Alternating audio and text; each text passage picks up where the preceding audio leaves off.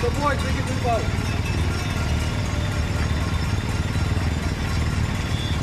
There we go. That was nice.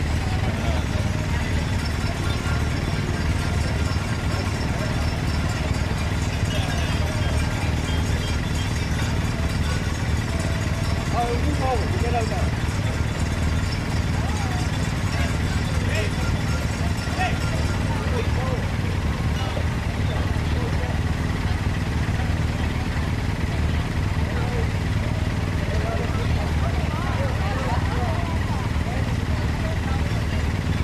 Jump on. You got 50 seconds. Alright, rules again. Yep, right on the left. Jump ahead.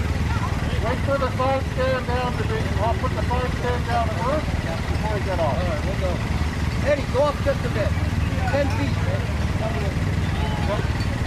Yep, hand on my shoulder. Way to go.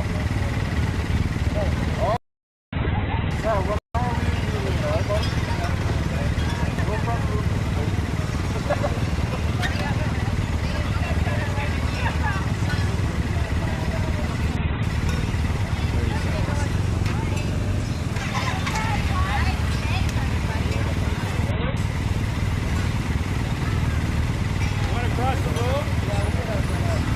Start for 3 seconds. Ready? 2, 1, go.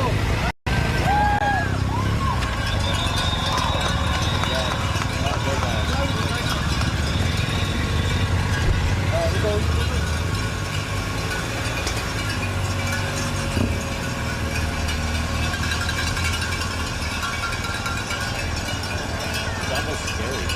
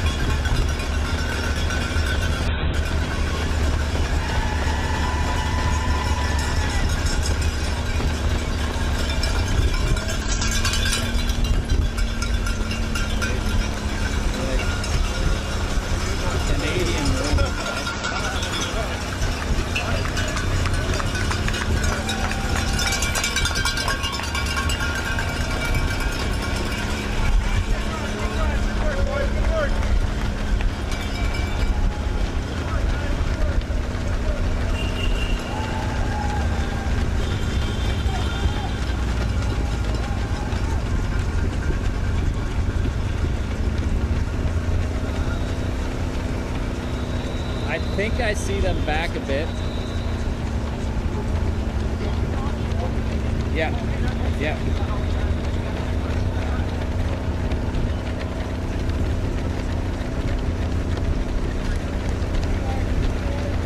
Yeah, I think I see the Canadian women.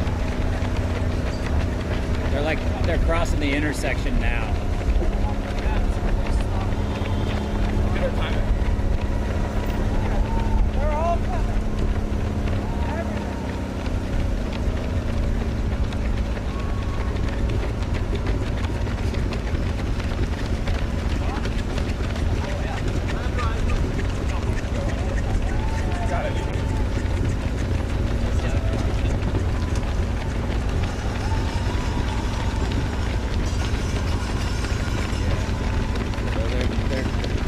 Catching up. They're just passing the wheelchairs.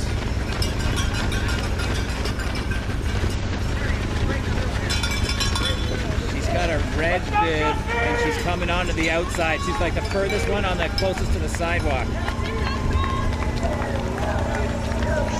Yeah, we're on a good side, I think.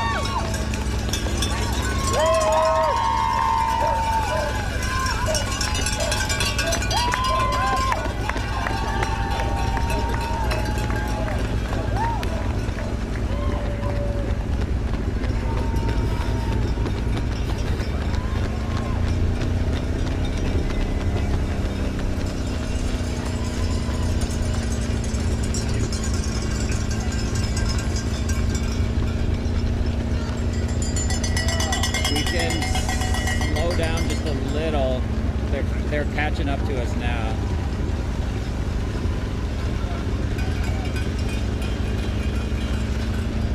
How nice is this?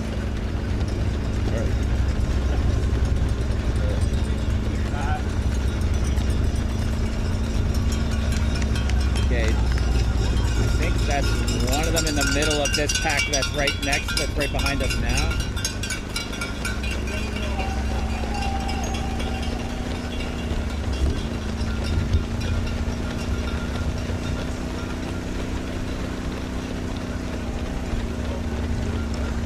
I think this is a good pace for now. At least I know that this is one of the women, so I recognize her name.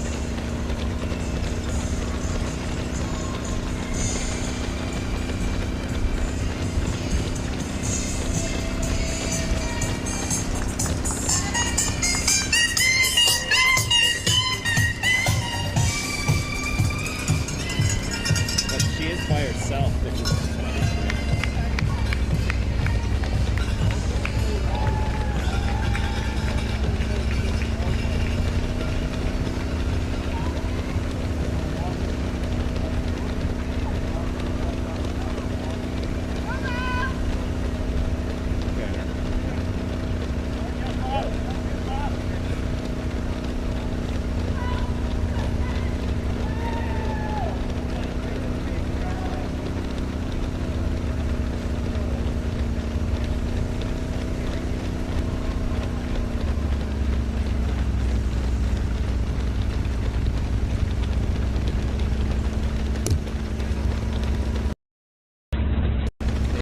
speed up just a little.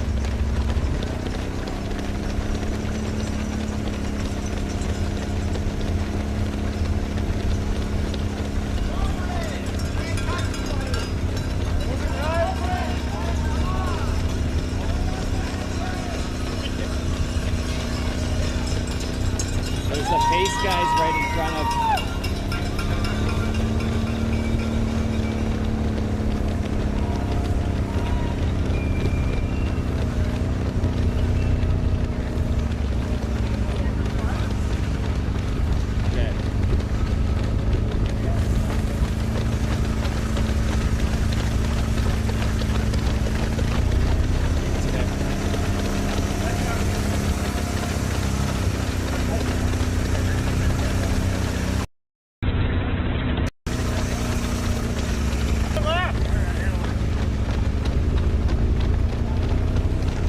Yeah, that'd be better.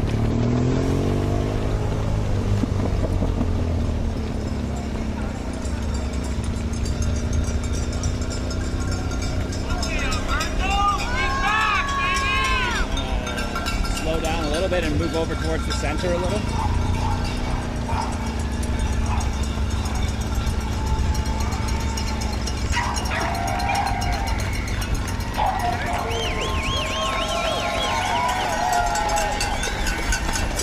Speed up.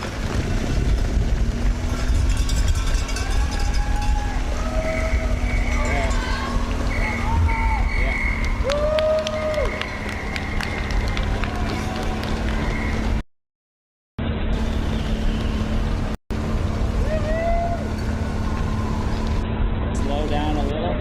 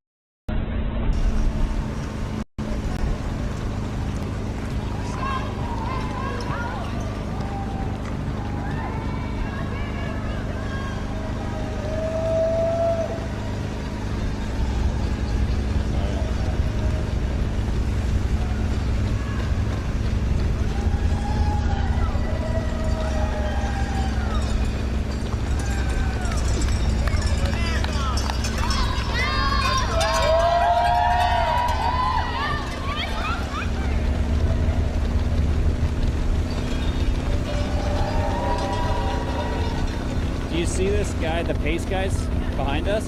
Can you see them? Yeah, that's our group right there. The woman right behind him, that's the one I'm kind of on. No worries.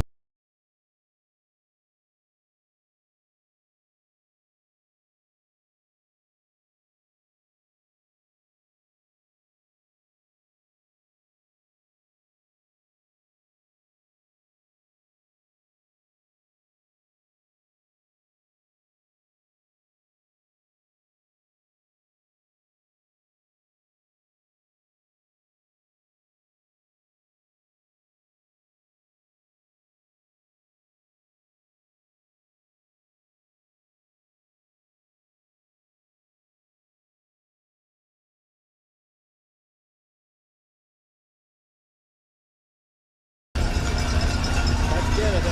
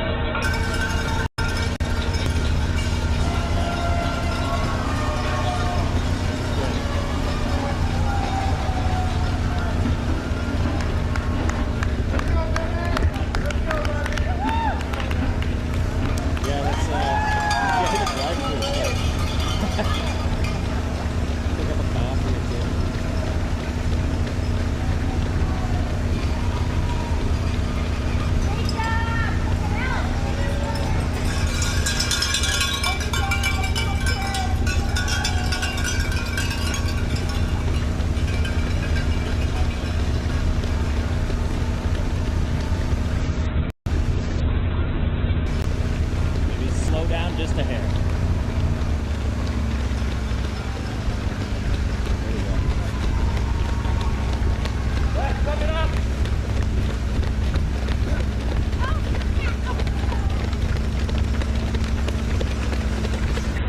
Speed up. Speed up. Yeah. It's too fast.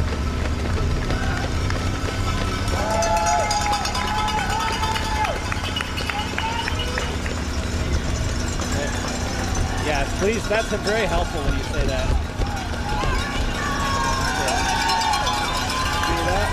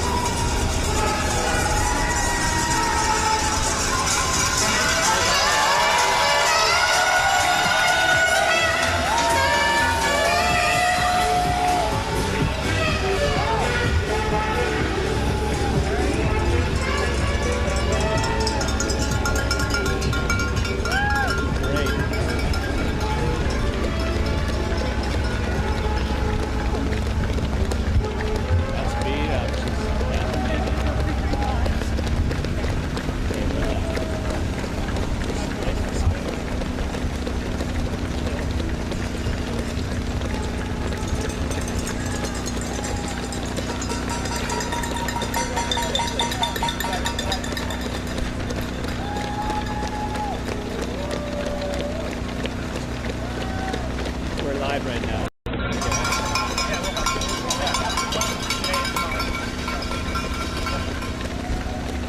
Yeah.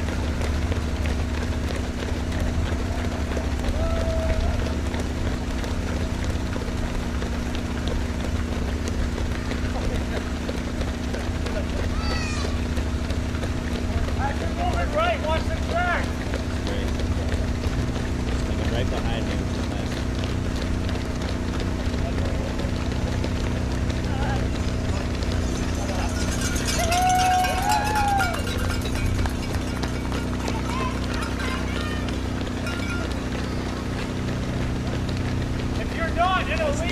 in, going 231. Please try to stay to your left. The ladies have bottles coming up.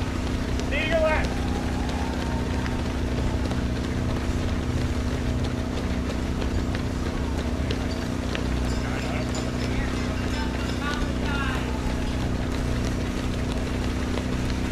Not that far, that's right. Just give them space. All right, sorry. Yeah, I'm going to make it put in this round. Like cracks the ring.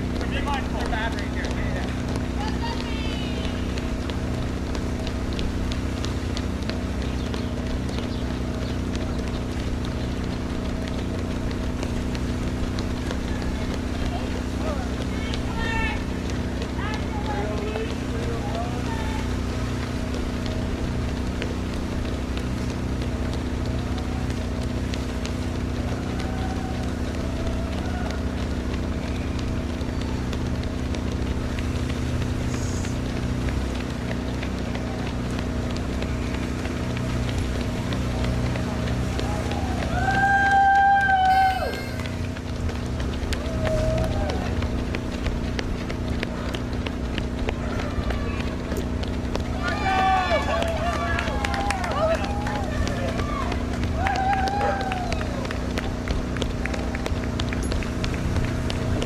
We need to speed up. The leader of the Canadian pack is ahead. So I'll keep my eyes open for her. We'll find her. Yeah.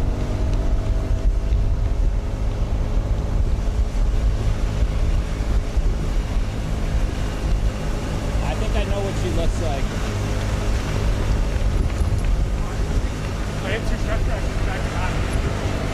I think she's blonde, yeah.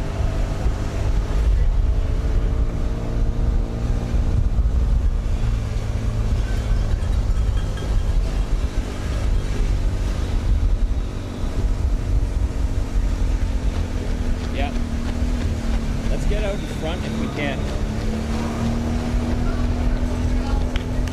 Let's go right. Let's try here.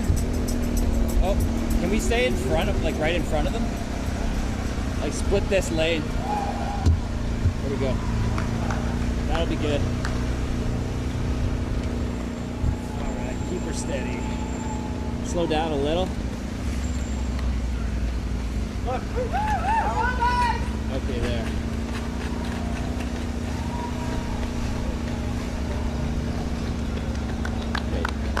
Catching me a little bit here. Okay, we're live now, man. This is good.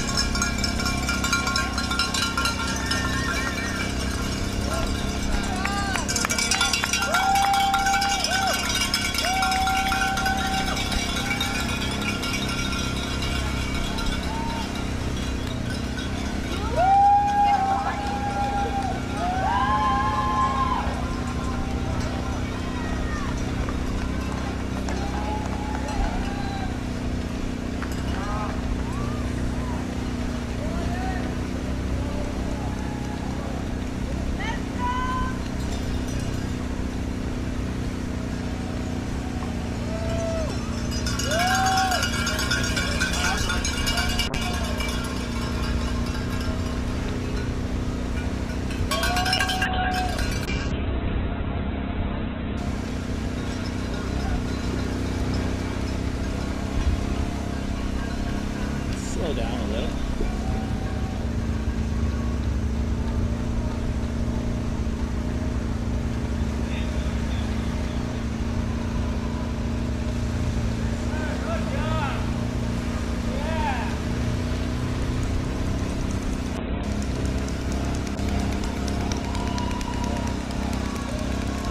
Okay, we're looking. We gotta speed up. We're looking for a blonde girl that looks like that, but not in a black bib.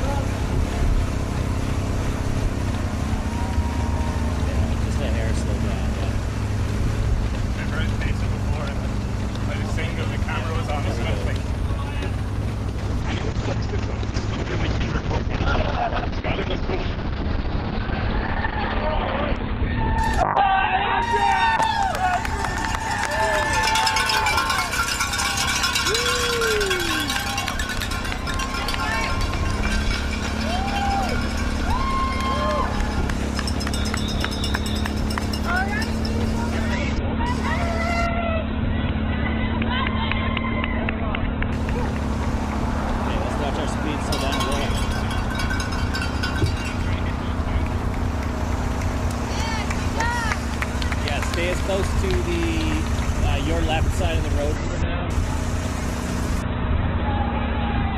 Yeah, nowhere. One thing doesn't change over here, so we're waiting to make sure. We have slight breeze in our face, so we just drop the average a little bit, keep the pace similar, and we'll all even out the station energy, right?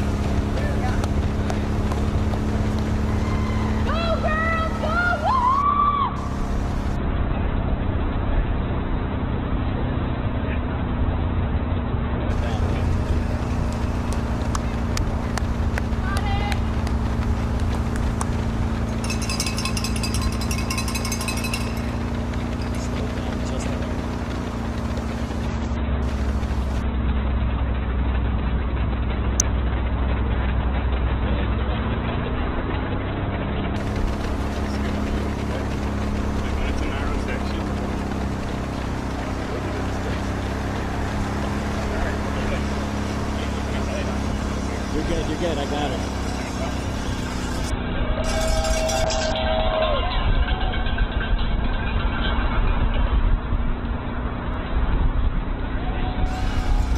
See if we can get this pacer out of the way somehow. Pick a side, I don't care. Okay.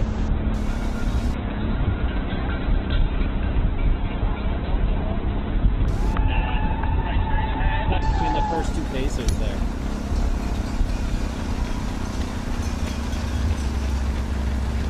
Let's get right in front of them again.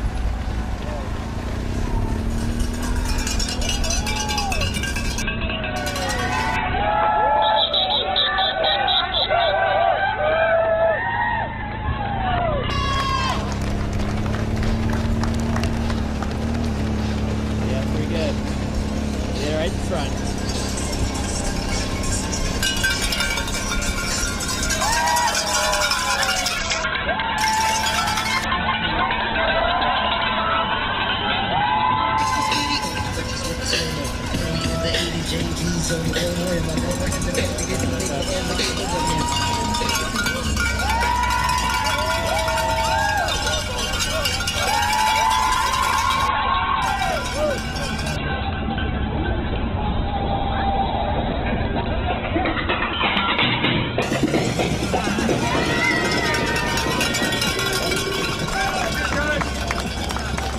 We're going up here.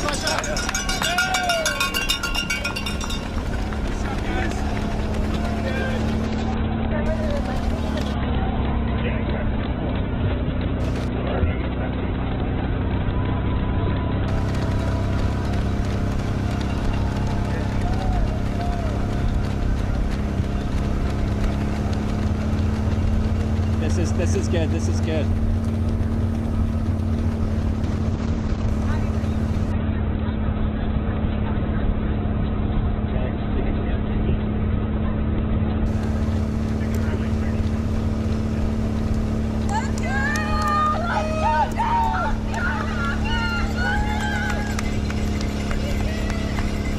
Okay, we're getting really far ahead now.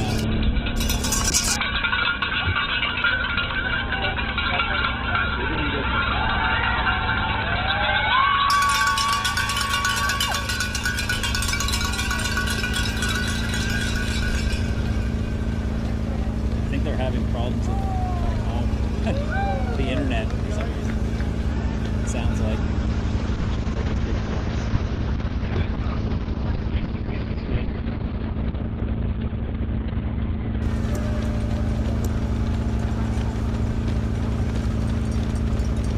I wish that one pacer wasn't there in the bright yellow.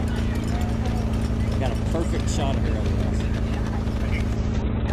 Maybe we could slow down a little bit. I could get past him We were talking Andrew last week. It was like, and get her kind of side. it should be boring 30k, but you shouldn't turn your brain off. That's like, hey, slips or things happen. Yeah, be lazy.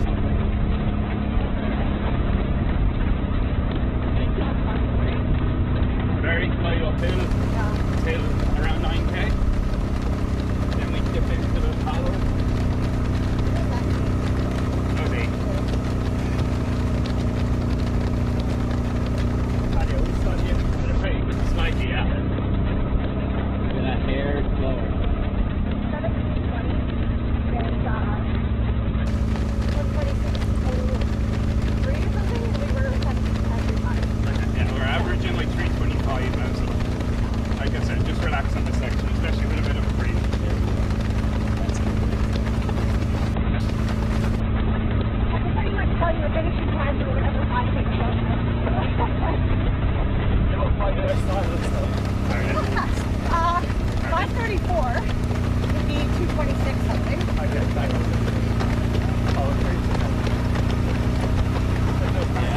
where you eventually get like memorize it down to like the 400 step.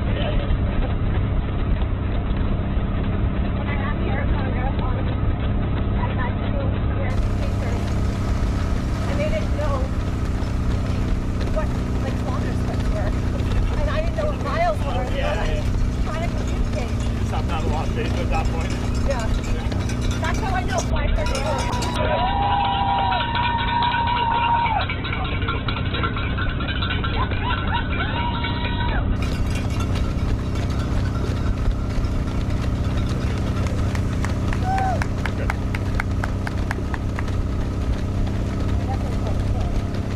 Yeah, definitely.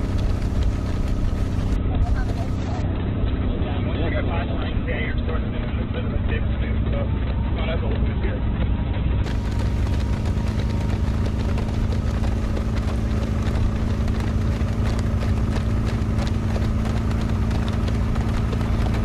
So it should be just around this bend.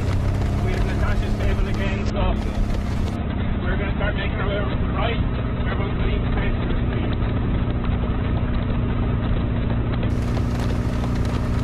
Like I said, we'll recruit again.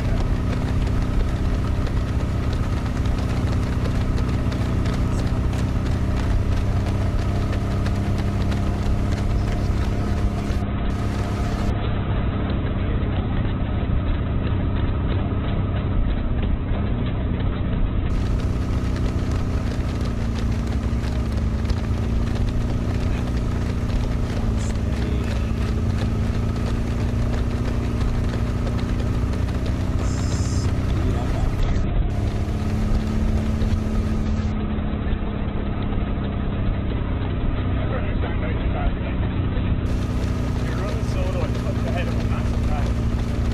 Okay. You're doing the same thing.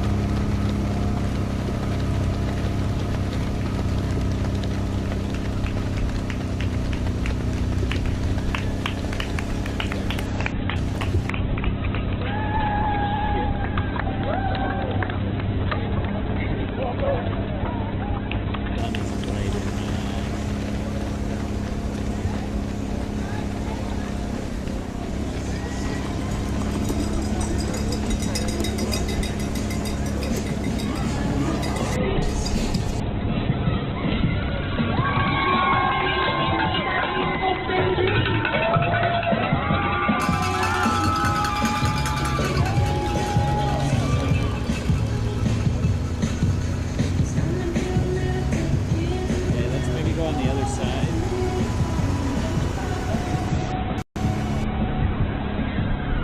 Go down.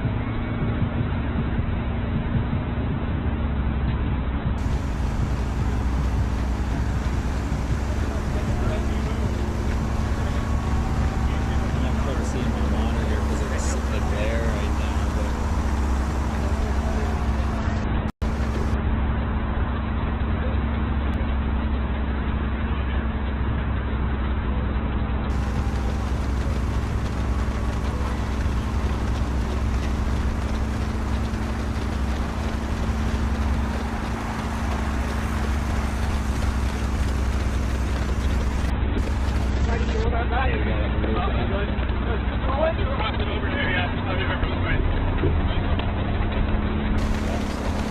Sorry. You can go back to them and pick up your garbage. Very good.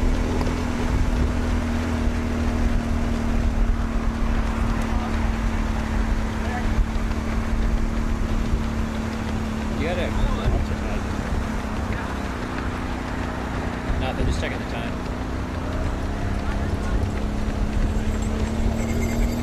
Good day, sorry.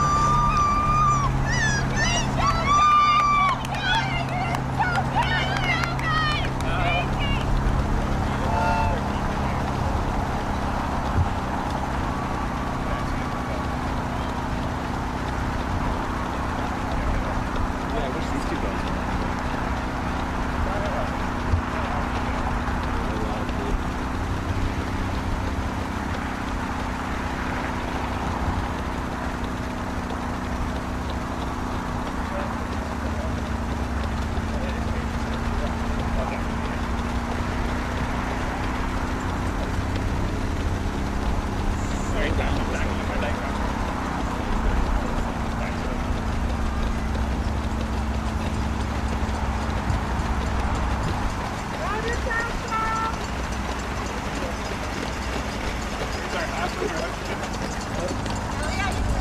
up. So.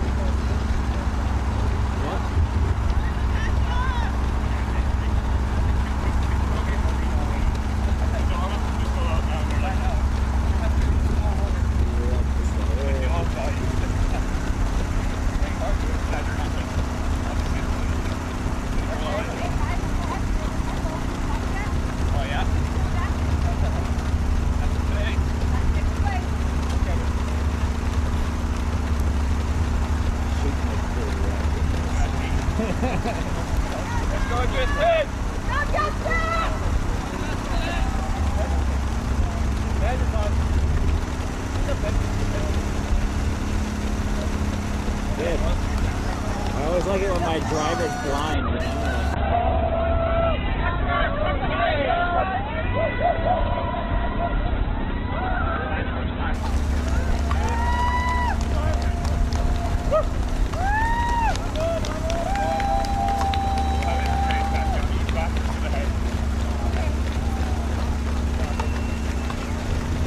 Look directly, not to let him mark you.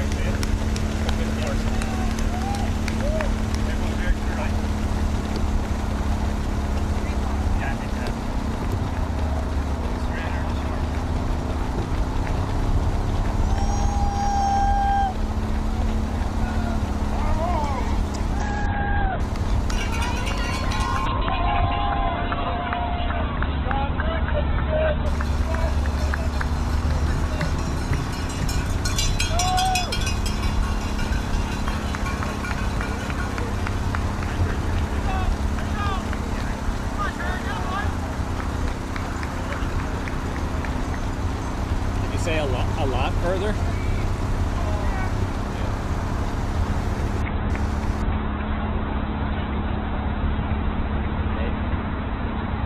Lower down a bit, yeah.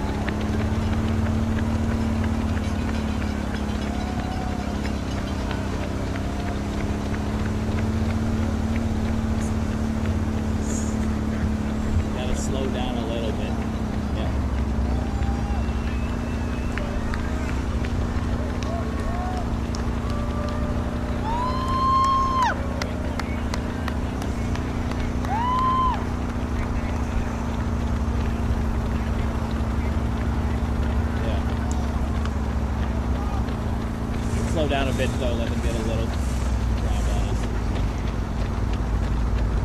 There you go. Okay, keep.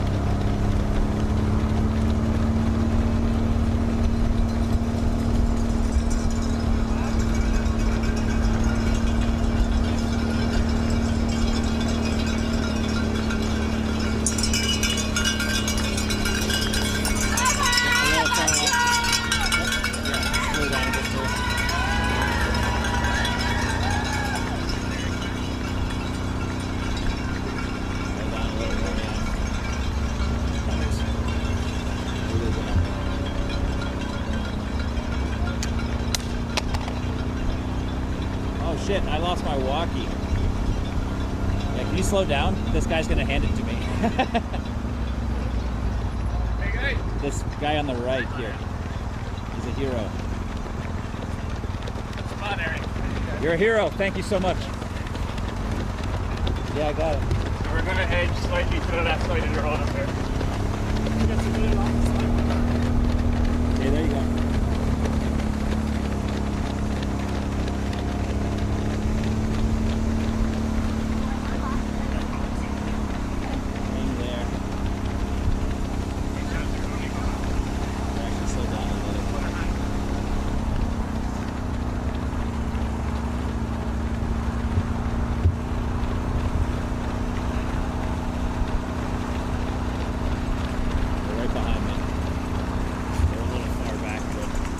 She's right behind the freaking face here. It is what it is.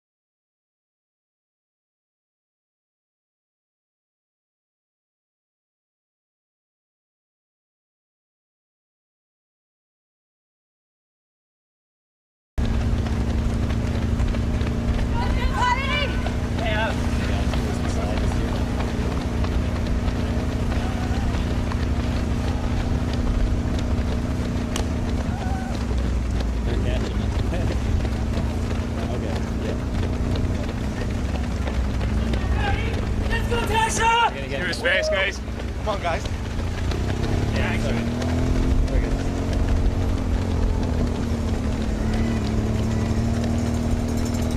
Yeah. Yeah, speed up a bit.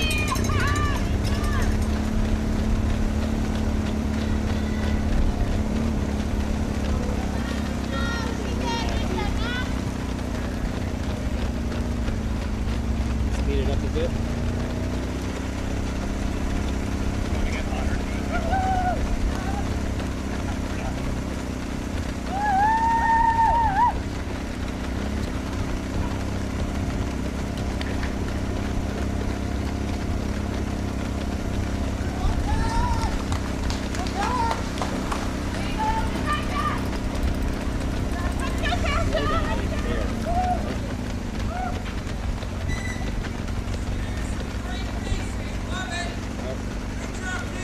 And speed it up.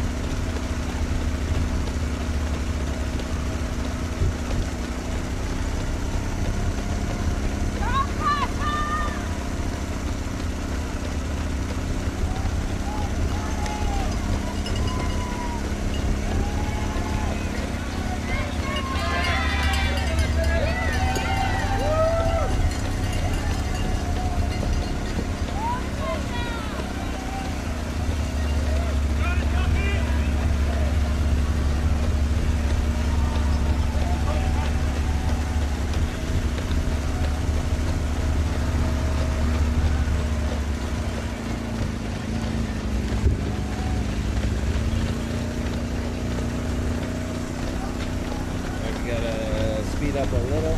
Now we got the bicycle in our way.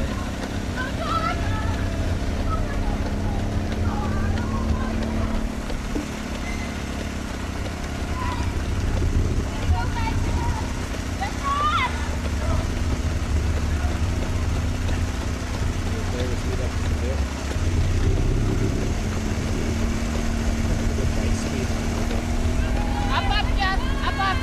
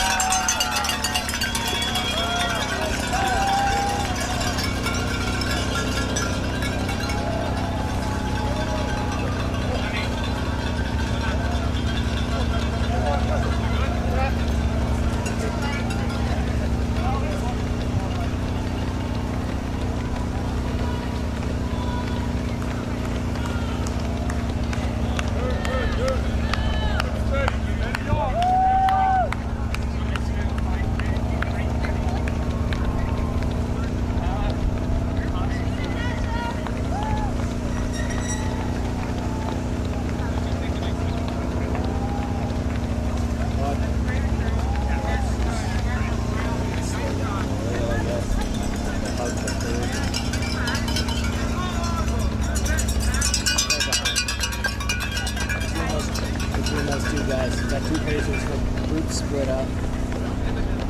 The band broke up. Yeah.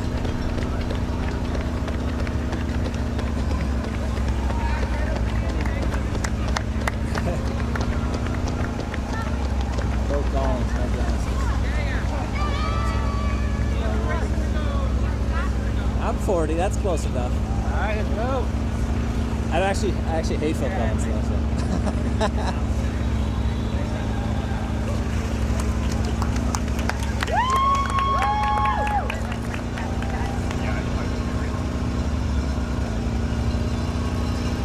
let's hold this. This is great. We're on the other side actually now because we got both faces are on. Yes. Look at smooth, guys. Look at smooth.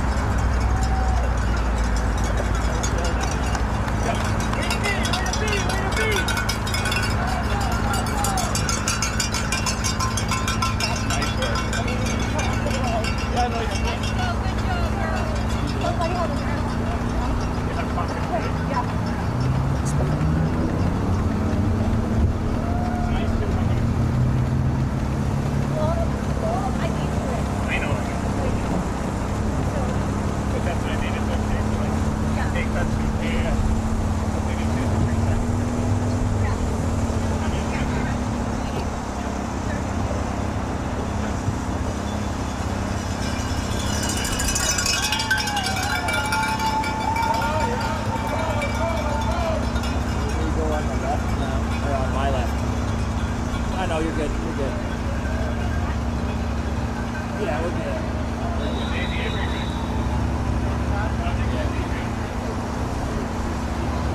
Yeah. Let's go straight in front of them. She's right in the middle of them right now. Now she like dodged behind something. Directly behind, so we gotta go off to the side. Go off to your left.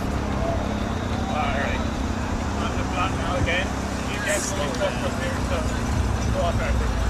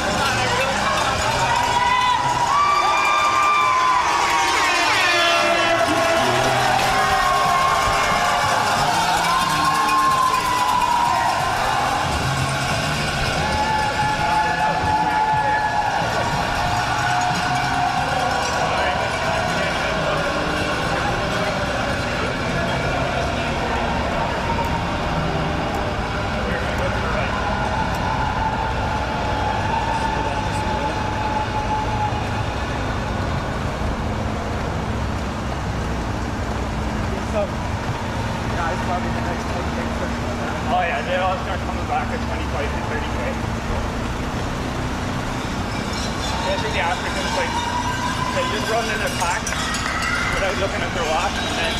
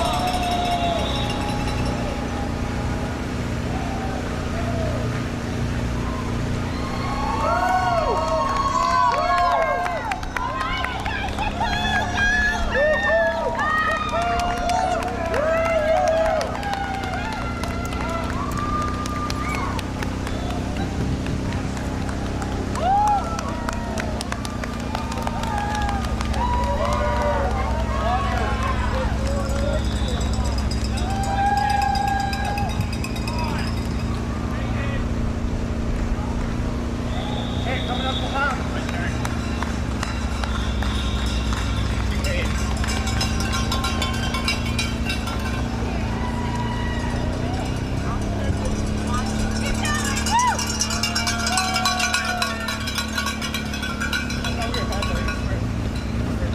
Absolutely spot on, guys. Great pitch.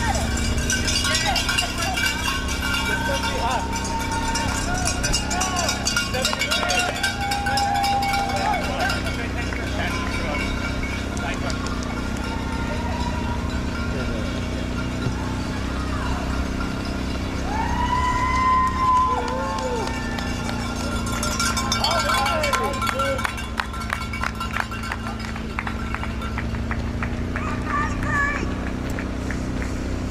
Great job, Pat. Thanks for patience for these birds.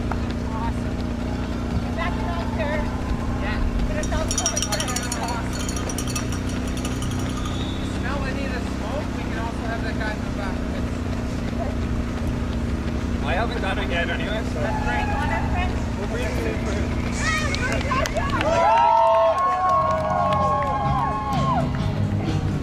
We're a filtration system.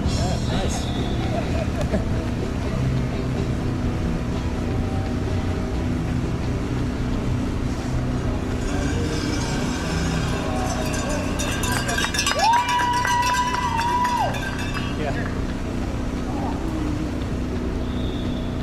All right, I'll catch up with the next one.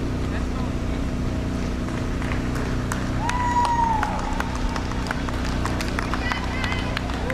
Yeah, maybe just a bit. Split her from there. Yeah. Just go off field. Yeah, definitely pass it up. Just let us know.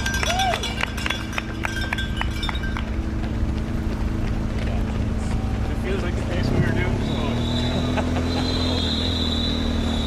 Sorry, I just banged my chin. Yeah, it's over.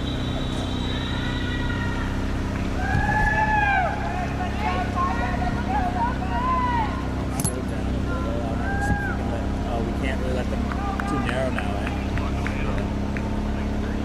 Well, it looks very narrow. Maybe go on the other side of the pylon if we're allowed. I don't know if we're allowed.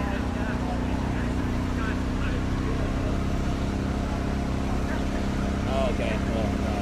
Well, slow down.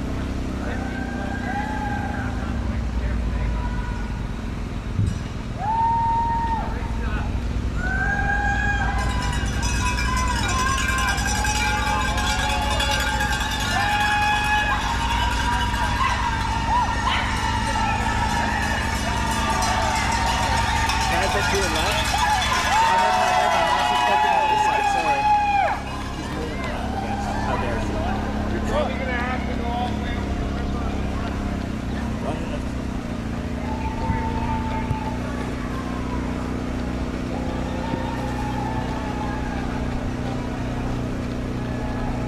I know, yeah.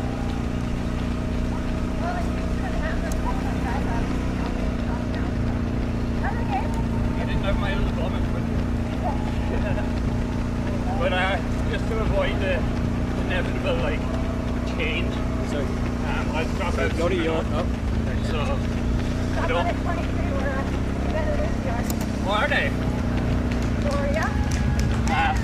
I'm not going to pick an exact point, but I just don't want to pull off the road and be like, see you later. So just yeah, that's mentally a tough prepared. spot.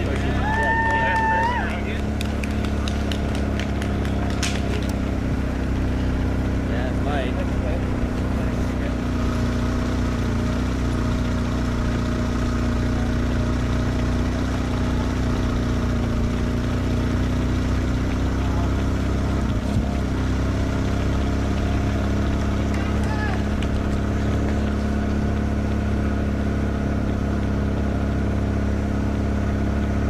Slow down. And move to your left now, I guess.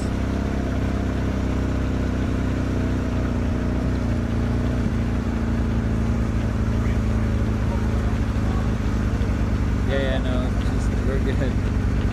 There, we can see her again. Oh, no, now yellow's in the way. Yeah.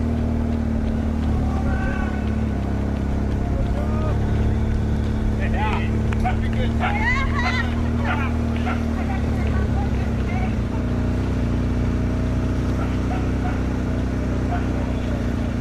Yeah, you got it. You got it.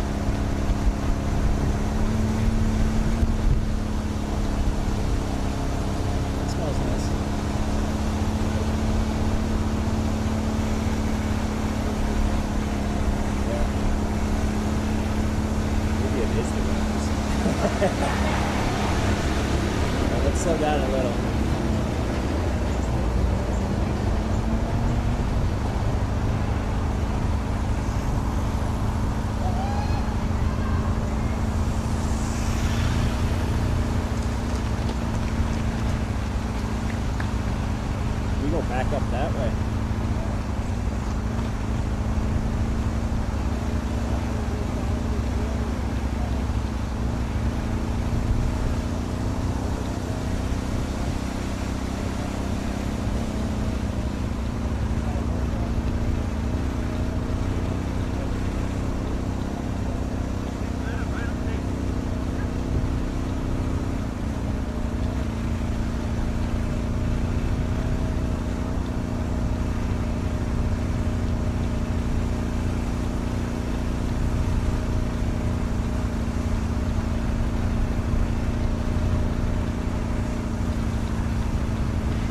You're lucky if you get to go with the elite men because you get to be done fastest.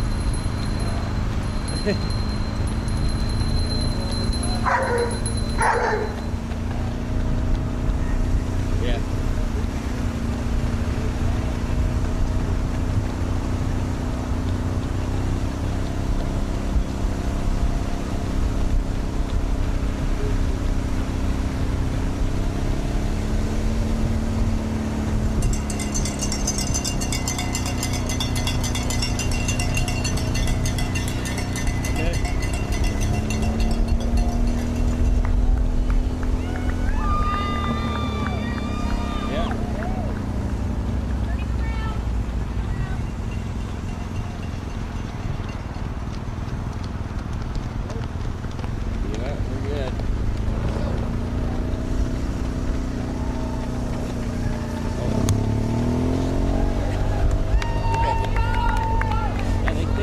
Quick around that corner because we had to slow down a lot more than they did.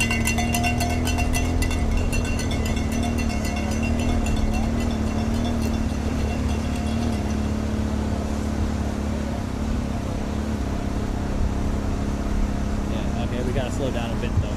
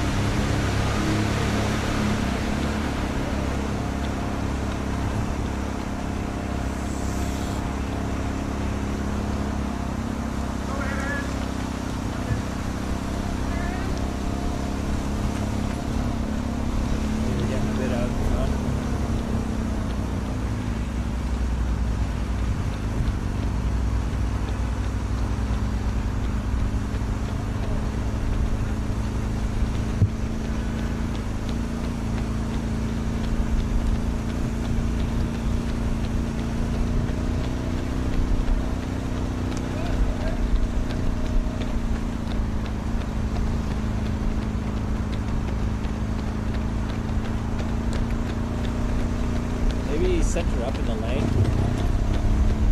What's that shot?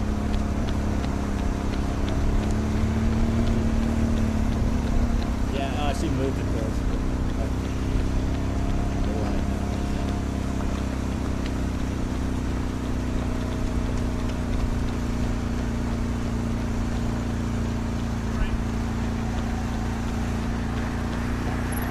Are you following lead Canadian female?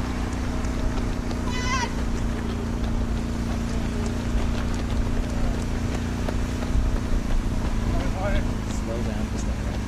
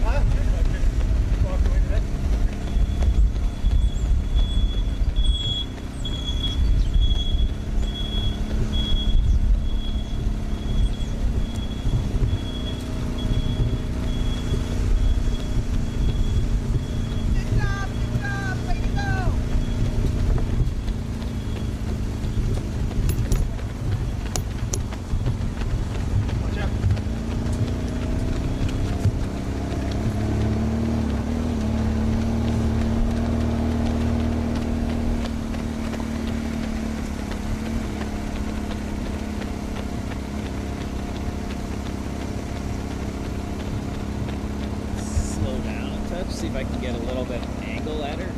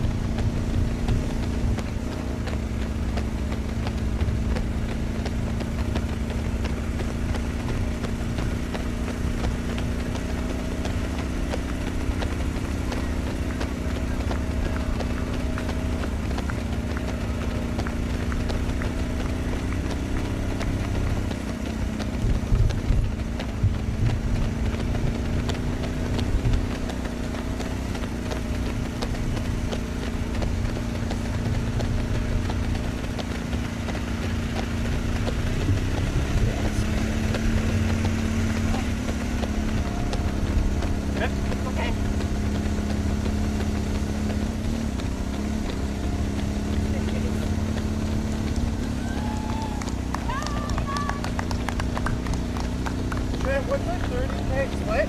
Yeah, I'll look it up.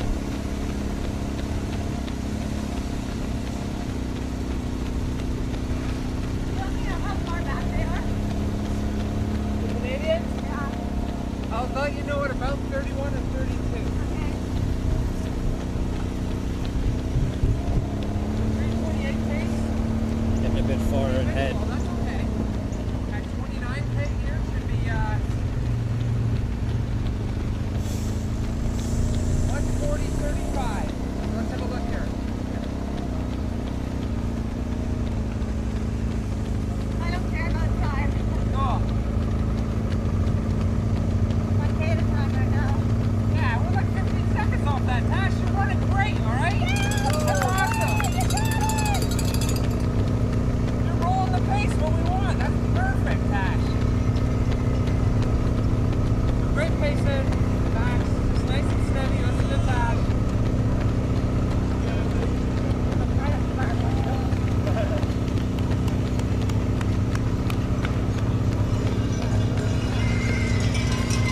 Always look ahead to the tangent, Tash.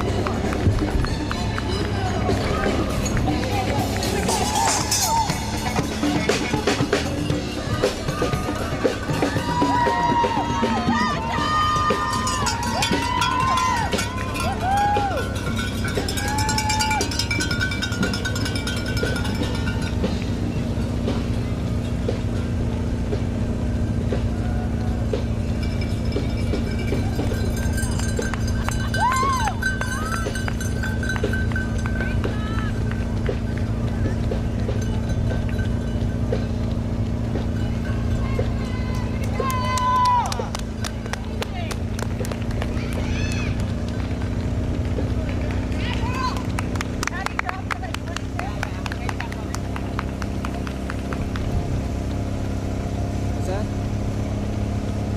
Oh.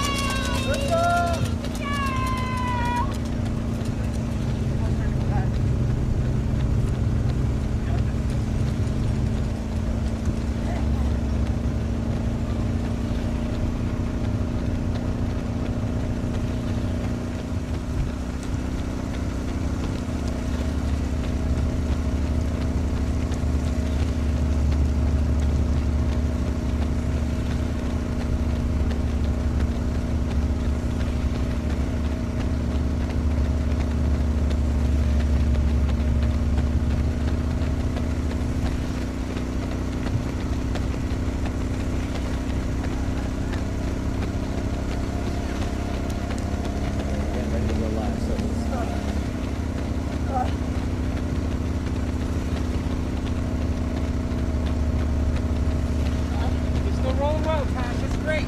Strong. Bring rhythm. Good job. Good job. Dash out. Dash out.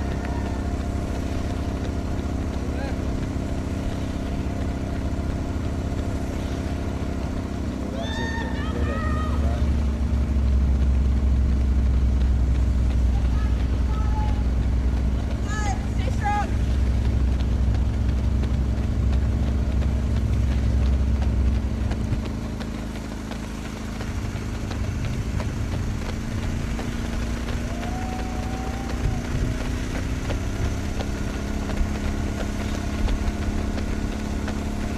Okay?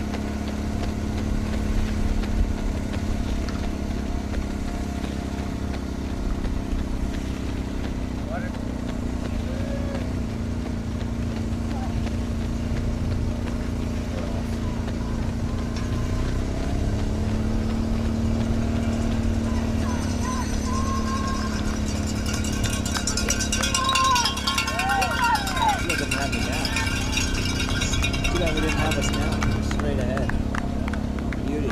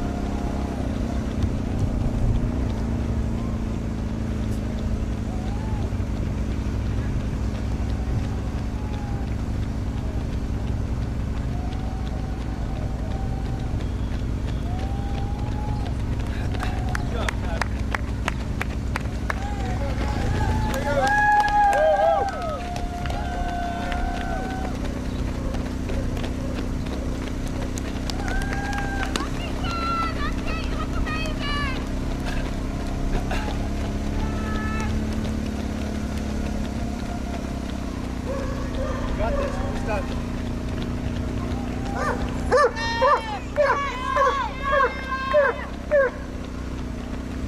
All these people with like vicious attack dogs on the course today.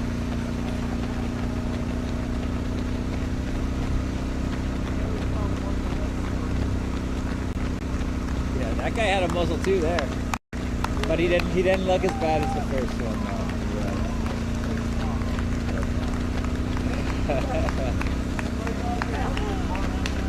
Oh yeah.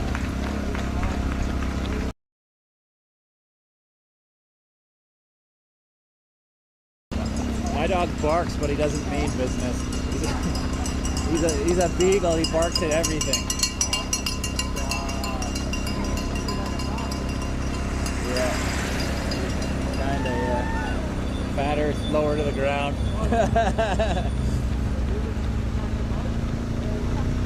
Yeah, it's something.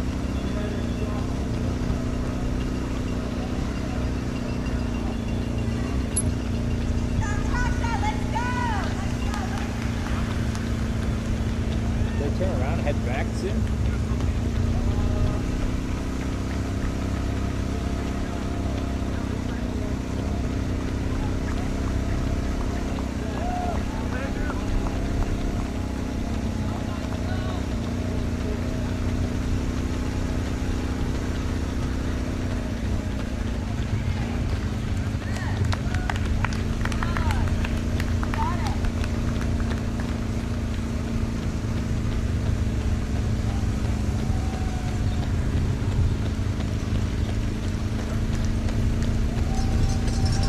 Not used to spreading my legs like this.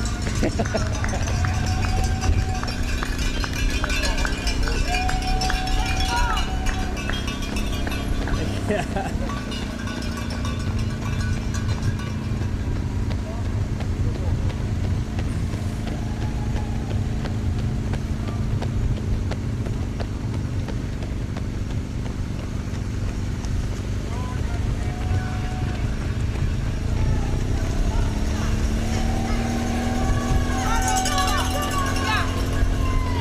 Say corner, sorry?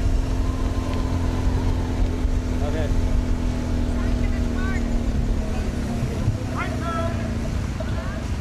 Yeah.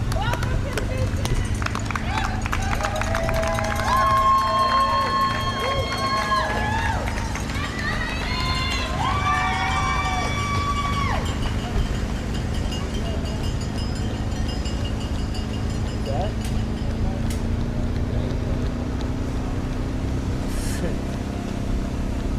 Bodies and heart attacks.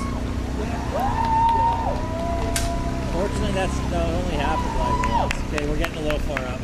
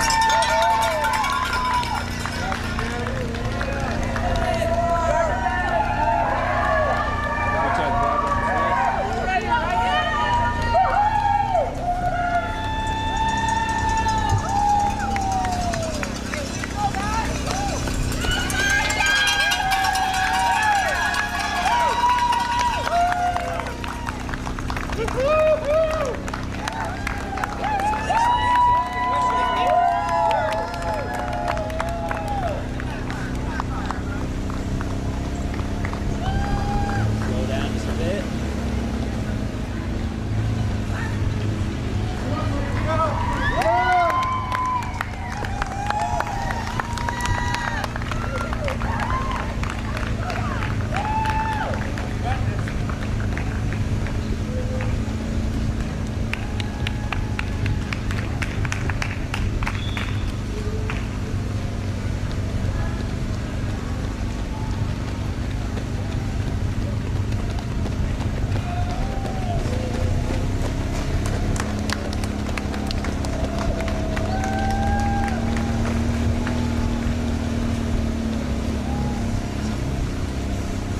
We're live.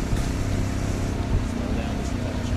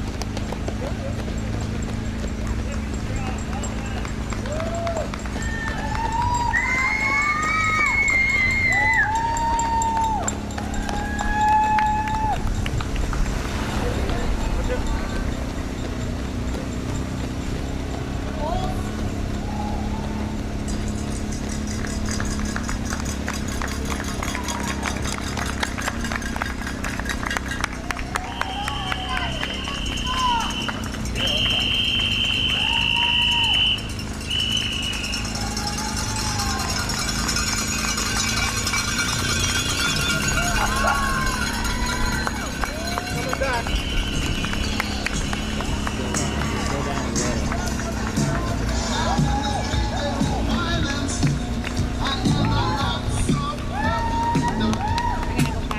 Yeah, go ahead. Now he speeds up. Sorry. Slow down. Let the lights. There we go. There you go.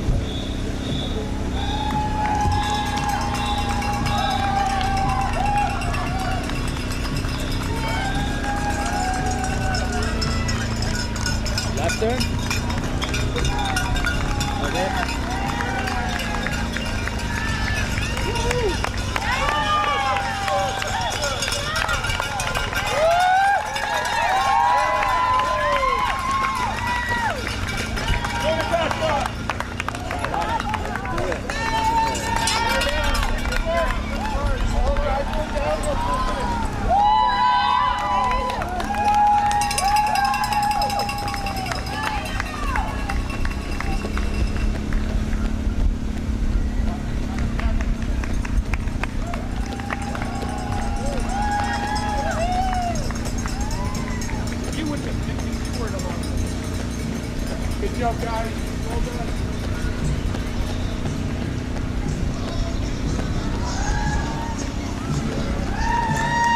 down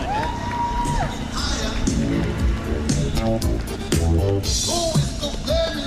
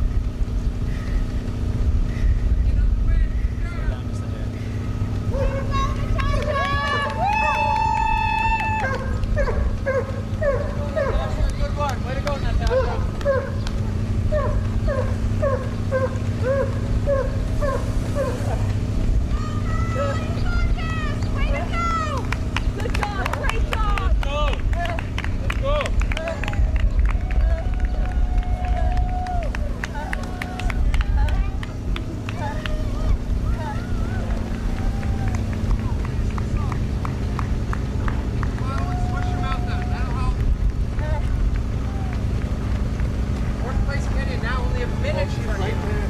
She was 4, then it was 2, now it's 1. Let's go. Right You there. give me top. Sprint finish. It Get seems into like 4th. quite a race happening. Apparently, so there's on a bunch of people gonna have to like just beat it out for the very end. Oh my God, I'm so far over here.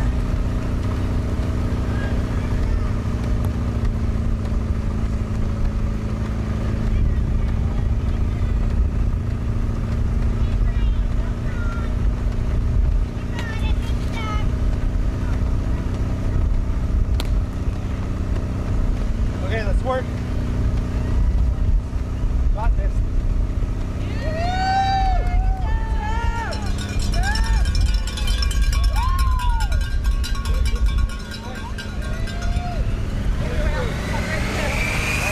Okay, she's progressing hard.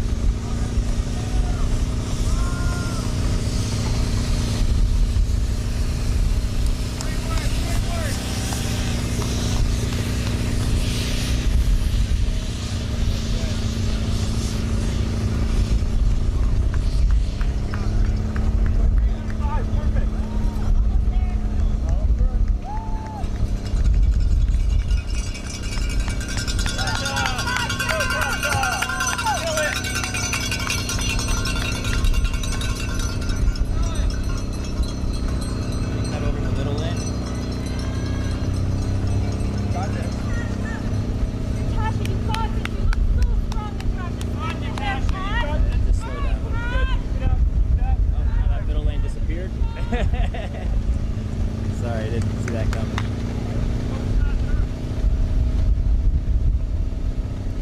Let's slow down. I want to do like that almost beside them profile. Like here's good, yeah. Losing him now. Yeah. Okay, we got it. We got it. Yeah.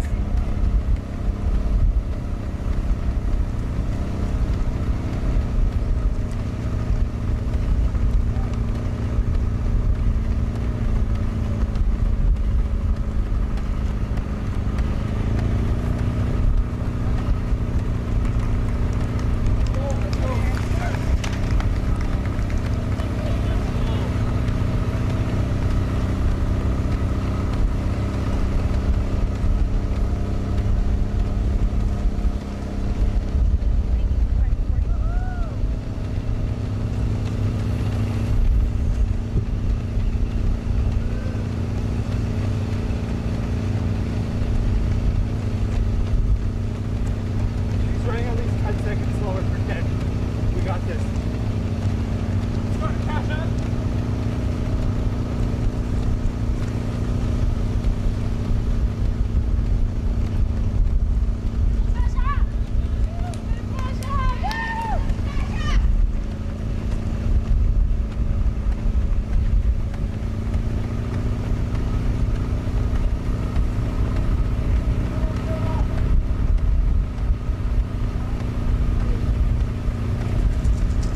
Get a little further ahead.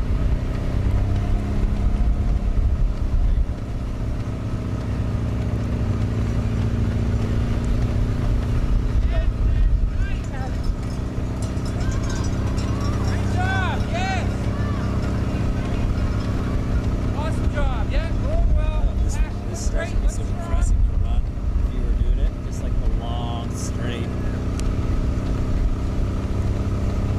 20 minutes of work, Cash. 20 minutes of work. Let's go. You guys are looking smooth. Very smooth. Bring it home. Let's go. You got this. Fucking win, motherfucker! Let's go, Cash. There you go. Like somebody's winning right now. It's finishing up Patty. now, yeah. That's about right. 2 hours, Patty, 4 you gotta minutes. cheer. Squad, we gotta cheer. Let's go. Rip them fucking teeth. Let's go. Patty. Okay, look up. We got a left corner.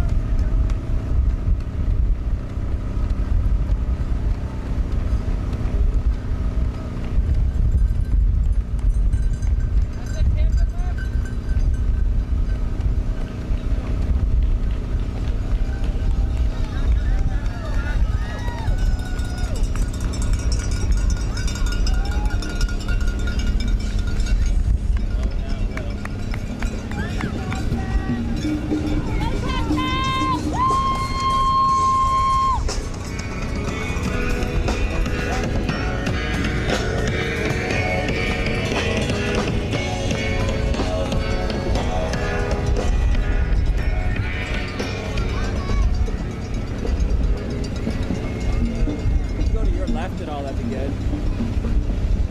Yeah.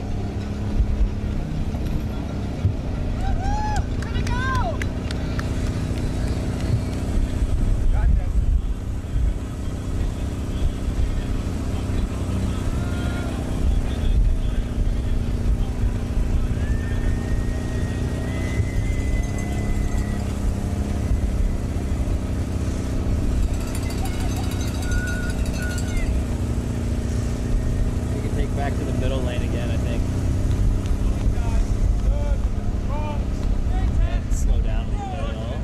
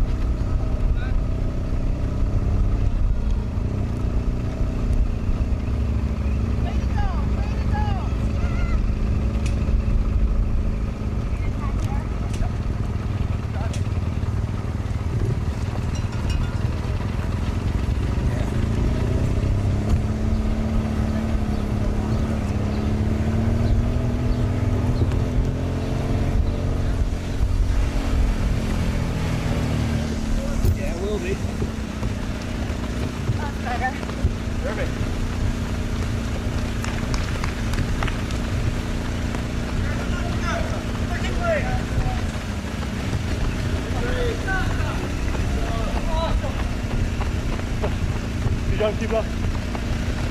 Max, you're a fucking angel. I'm so grateful for you right now. Thank you. You got it. Just focus. You got it. Go on, Pastor. Thank you.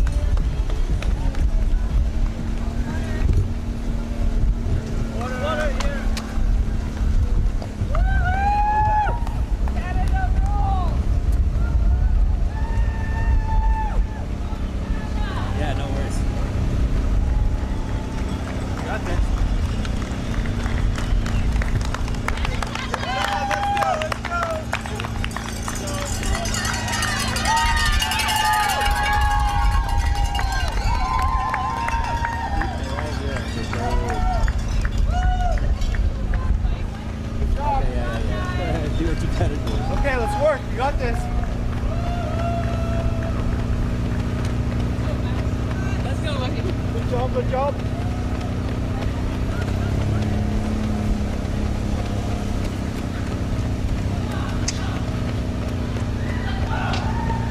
Let's go!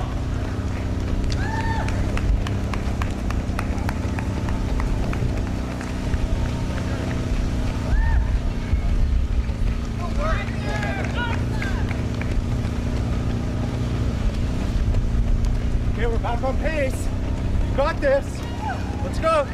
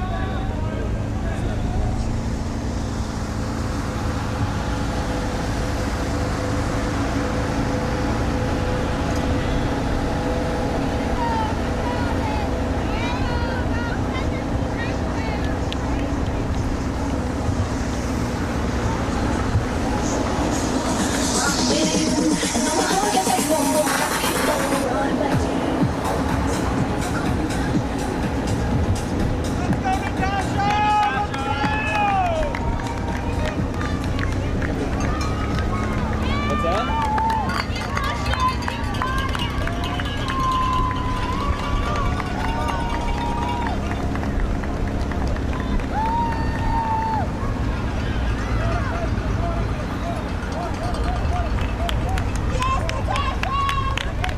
Let her catch up at all, or?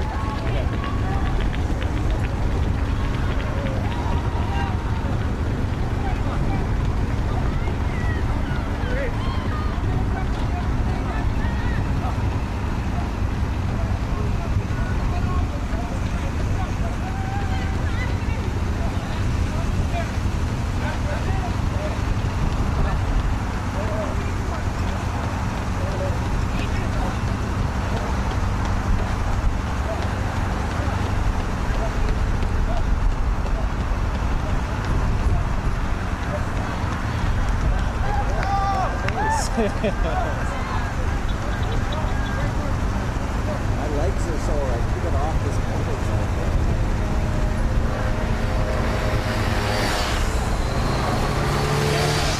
Start to catch up.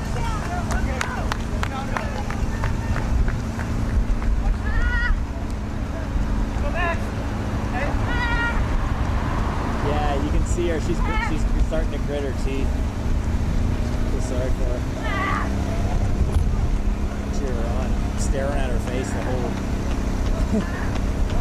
making eye contact.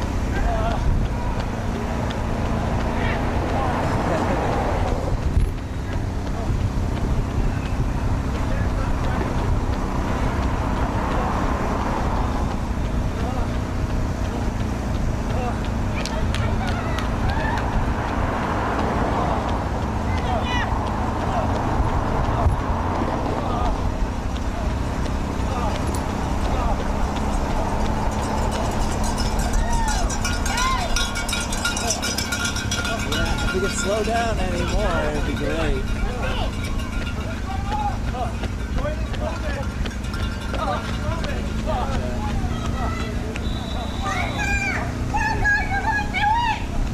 Yeah.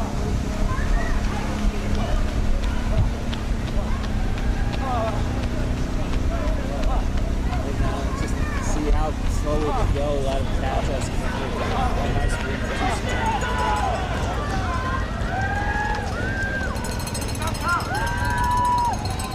Okay, here we go. Parker, keep pushing! Keep on! Yes, sir! Yes! Yes, sir!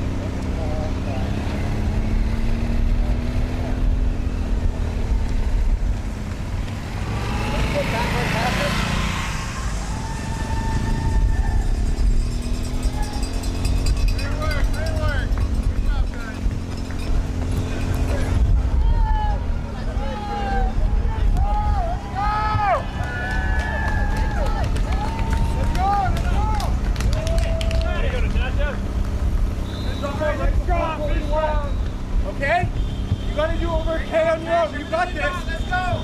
Here she goes. Max, in about 500 meters, drop out on the left. It's better on the left. Great job, Max. Great pace. Let's go! Let's go!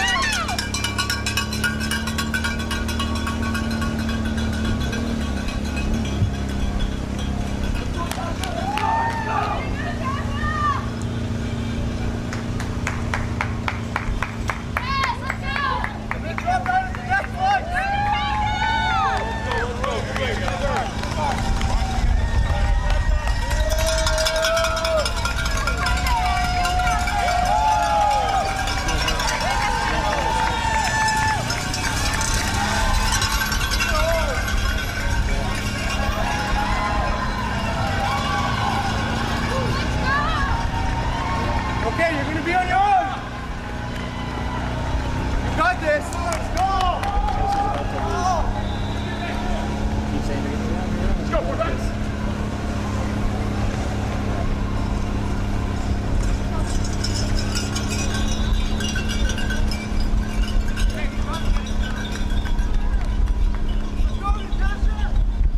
Okay, he's done. So she's by herself. So slow down a little bit.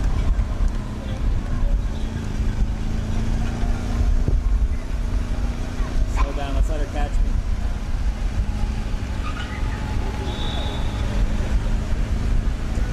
Still coming. Okay.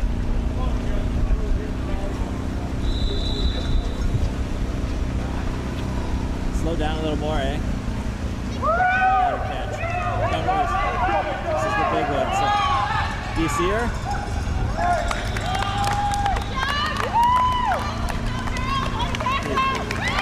Okay, relax. Relax. Slow down a little bit.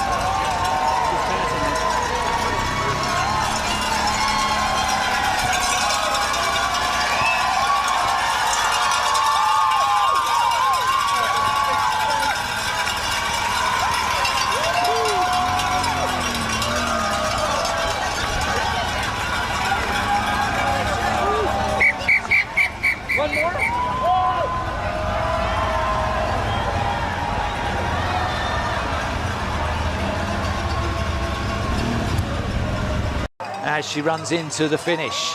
Here she comes around the turn for her first Canadian National Marathon title. Oh yeah, big up the applause. She's milking it, she's enjoying it, and she is our final champion of the day, winning here in the Canadian Championships at the TCS Toronto Waterfront Marathon. Natasha Wodak gets gold.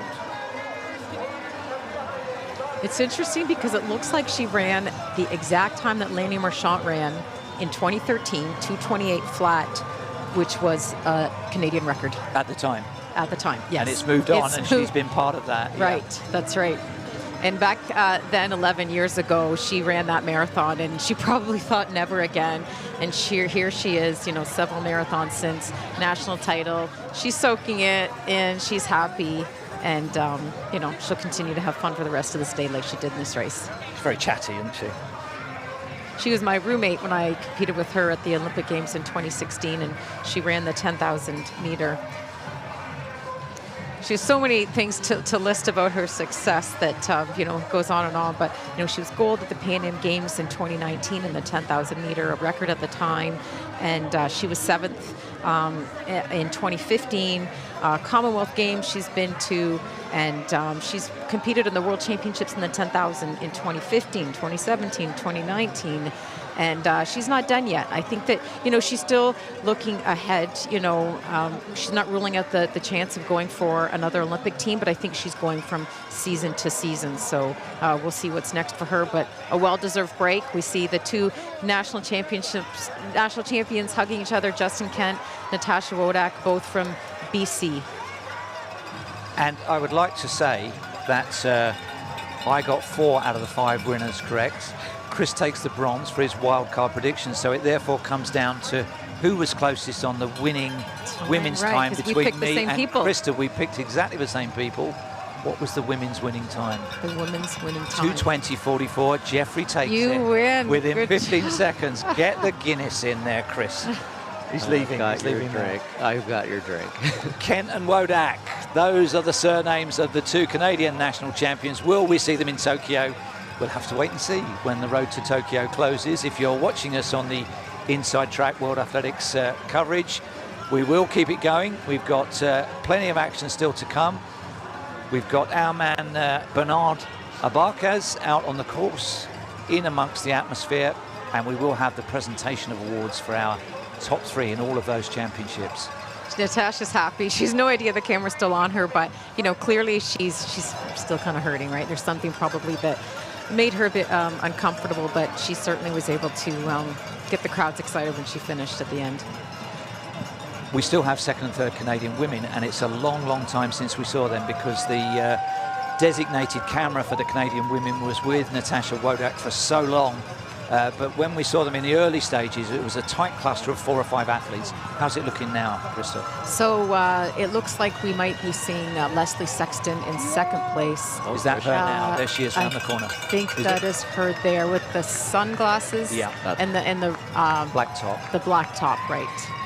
Now, she's got someone ahead to catch from the international field, but this is always deceiving, this angle of the camera. Yeah, it looks like they look like they're closer, but they're not. So time maybe for a stretcher to go across, look. Right, she knows that person's not within reach, but she'll be happy with a 2nd place finish today. So she's coached by her partner, Steve Wheeler, and she moved out to Vancouver a couple of years ago. Originally, she's from Markham, Ontario, lived in London for quite a while.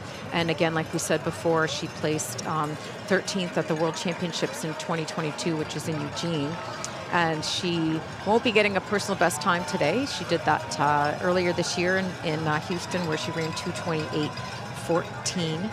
And she's been on multiple teams as well for Team Canada, from cross country to 5, 10K distance half marathon. She's competed in various teams. And Rob Brulé is on the right there. So he's a great pacer. He paced me to my 50K record a few years ago. So it's good to see him. I would imagine. Is that him that looks like Super Mario on the right? He's on the far right. Yeah. So he runs with some with the Bayfront Endurance group with Reed in Hamilton, and I'm sure Reed recruited him today to do this pacing job. And so his job was to pace that group. He's hyping up the crowd. I'm sure he'll finish right to the end and keep encouraging Leslie. He's clapping, and he's just such a positive guy. So we've still got one podium place to come after this, but Toronto has been a very happy hunting ground over the years for Leslie Sexton. She's had podium success in the past. I don't think she'll be too concerned about the time. This has been a really controlled and successful outing for her in good conditions. Around the turn for the final 60 meters comes Leslie Sexton in second place in the Canadian National Championships. So we will see her in a little while, and 2:33 is a good day's work and good prize money for Leslie Sexton, second in the Canadian National Championships. And it looks like she placed 7th overall, her time with 2:33.15. So that's a good payday for her as well, right? She gets that prize money for 7th is $1,500, and then for second place Canadian, $4,000. And who was in third place? Rachel here we go. Hanna. Here There she she comes. is. Here she comes. Yeah, so Rachel Hanna, a good friend. She is also a registered dietitian, just recently married. Joe, who's also racing today, I guess they had a bet. If she won around the Bay, he had to do a marathon, and so he's further behind her, obviously, today. But Rachel's got a great list of accolades, and she was in really great shape. She's really pushing this finish here, which is great to see that she's got a little bit more in the end. So her personal best is from Houston in 2016, where she ran 2:32.09.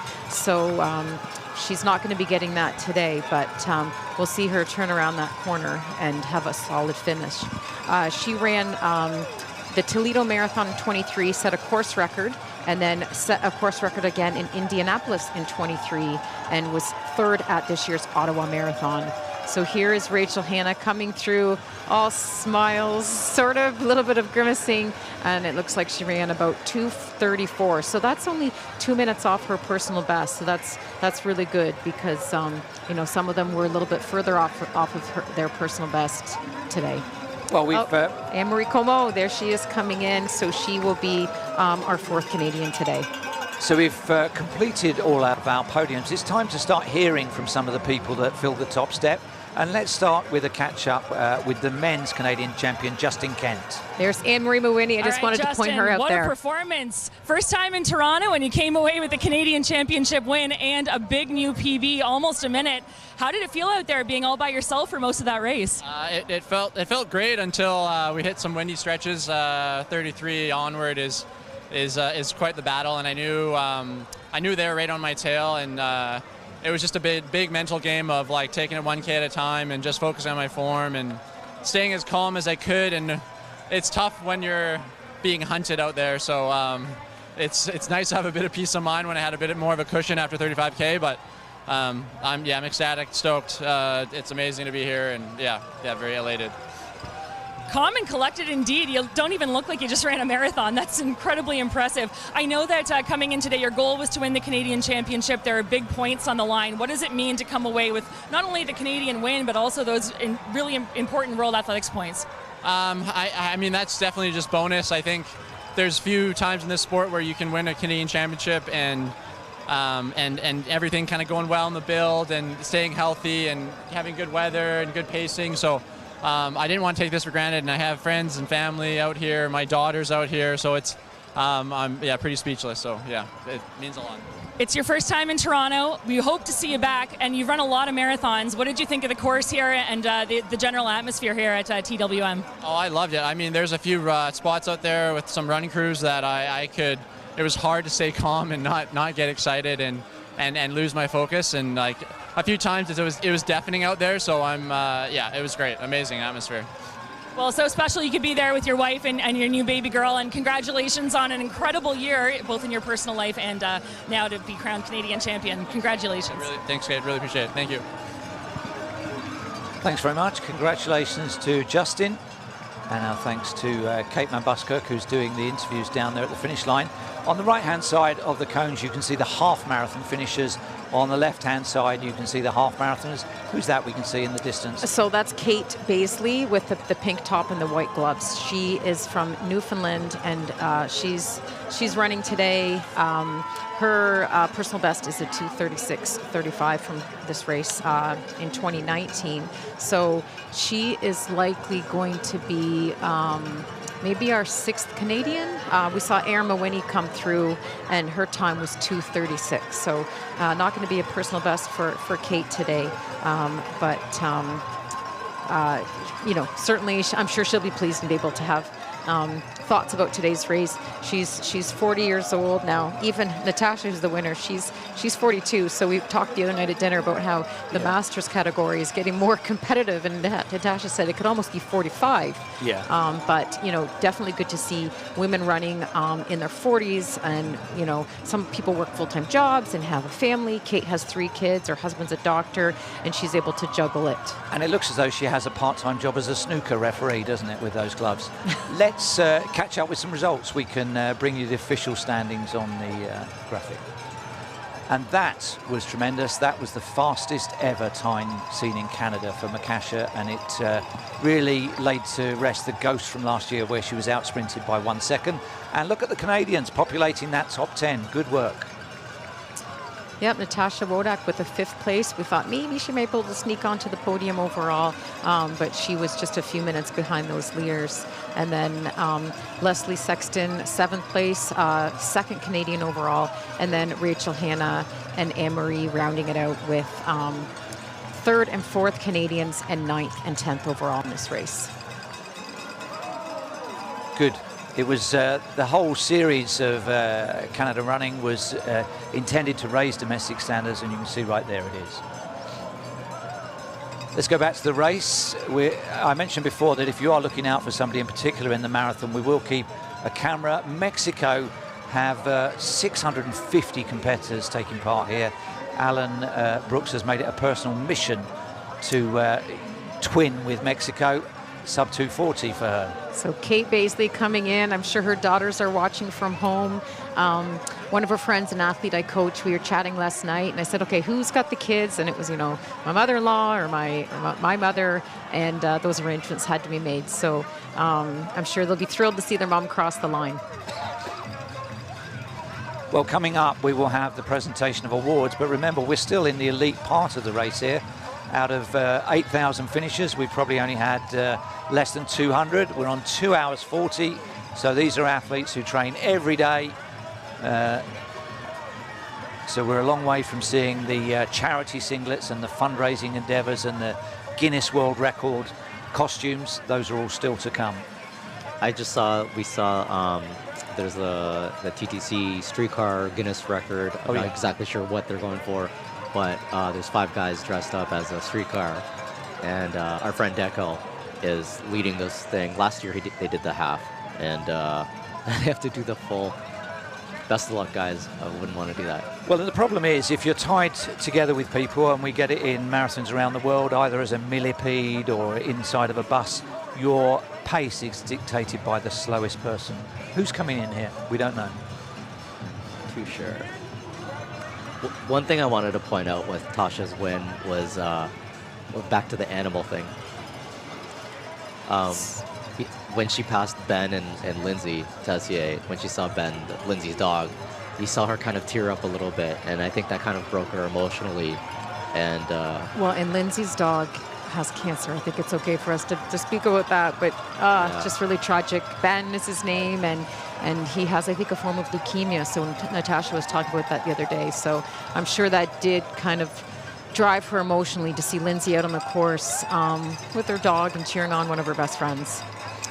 This is a local event with an international flavor. We've got 70 countries represented here, but let's hear a little bit more about the local.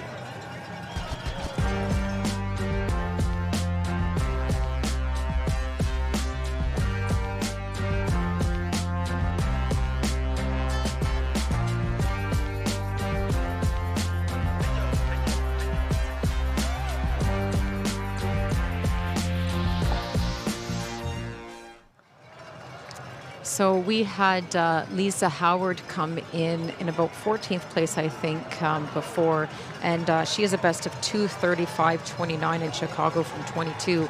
And one of the interesting stories that we saw about her was that she does like an over distance in her training. So I believe she did 2 runs of 50 kilometers and did them quite fast.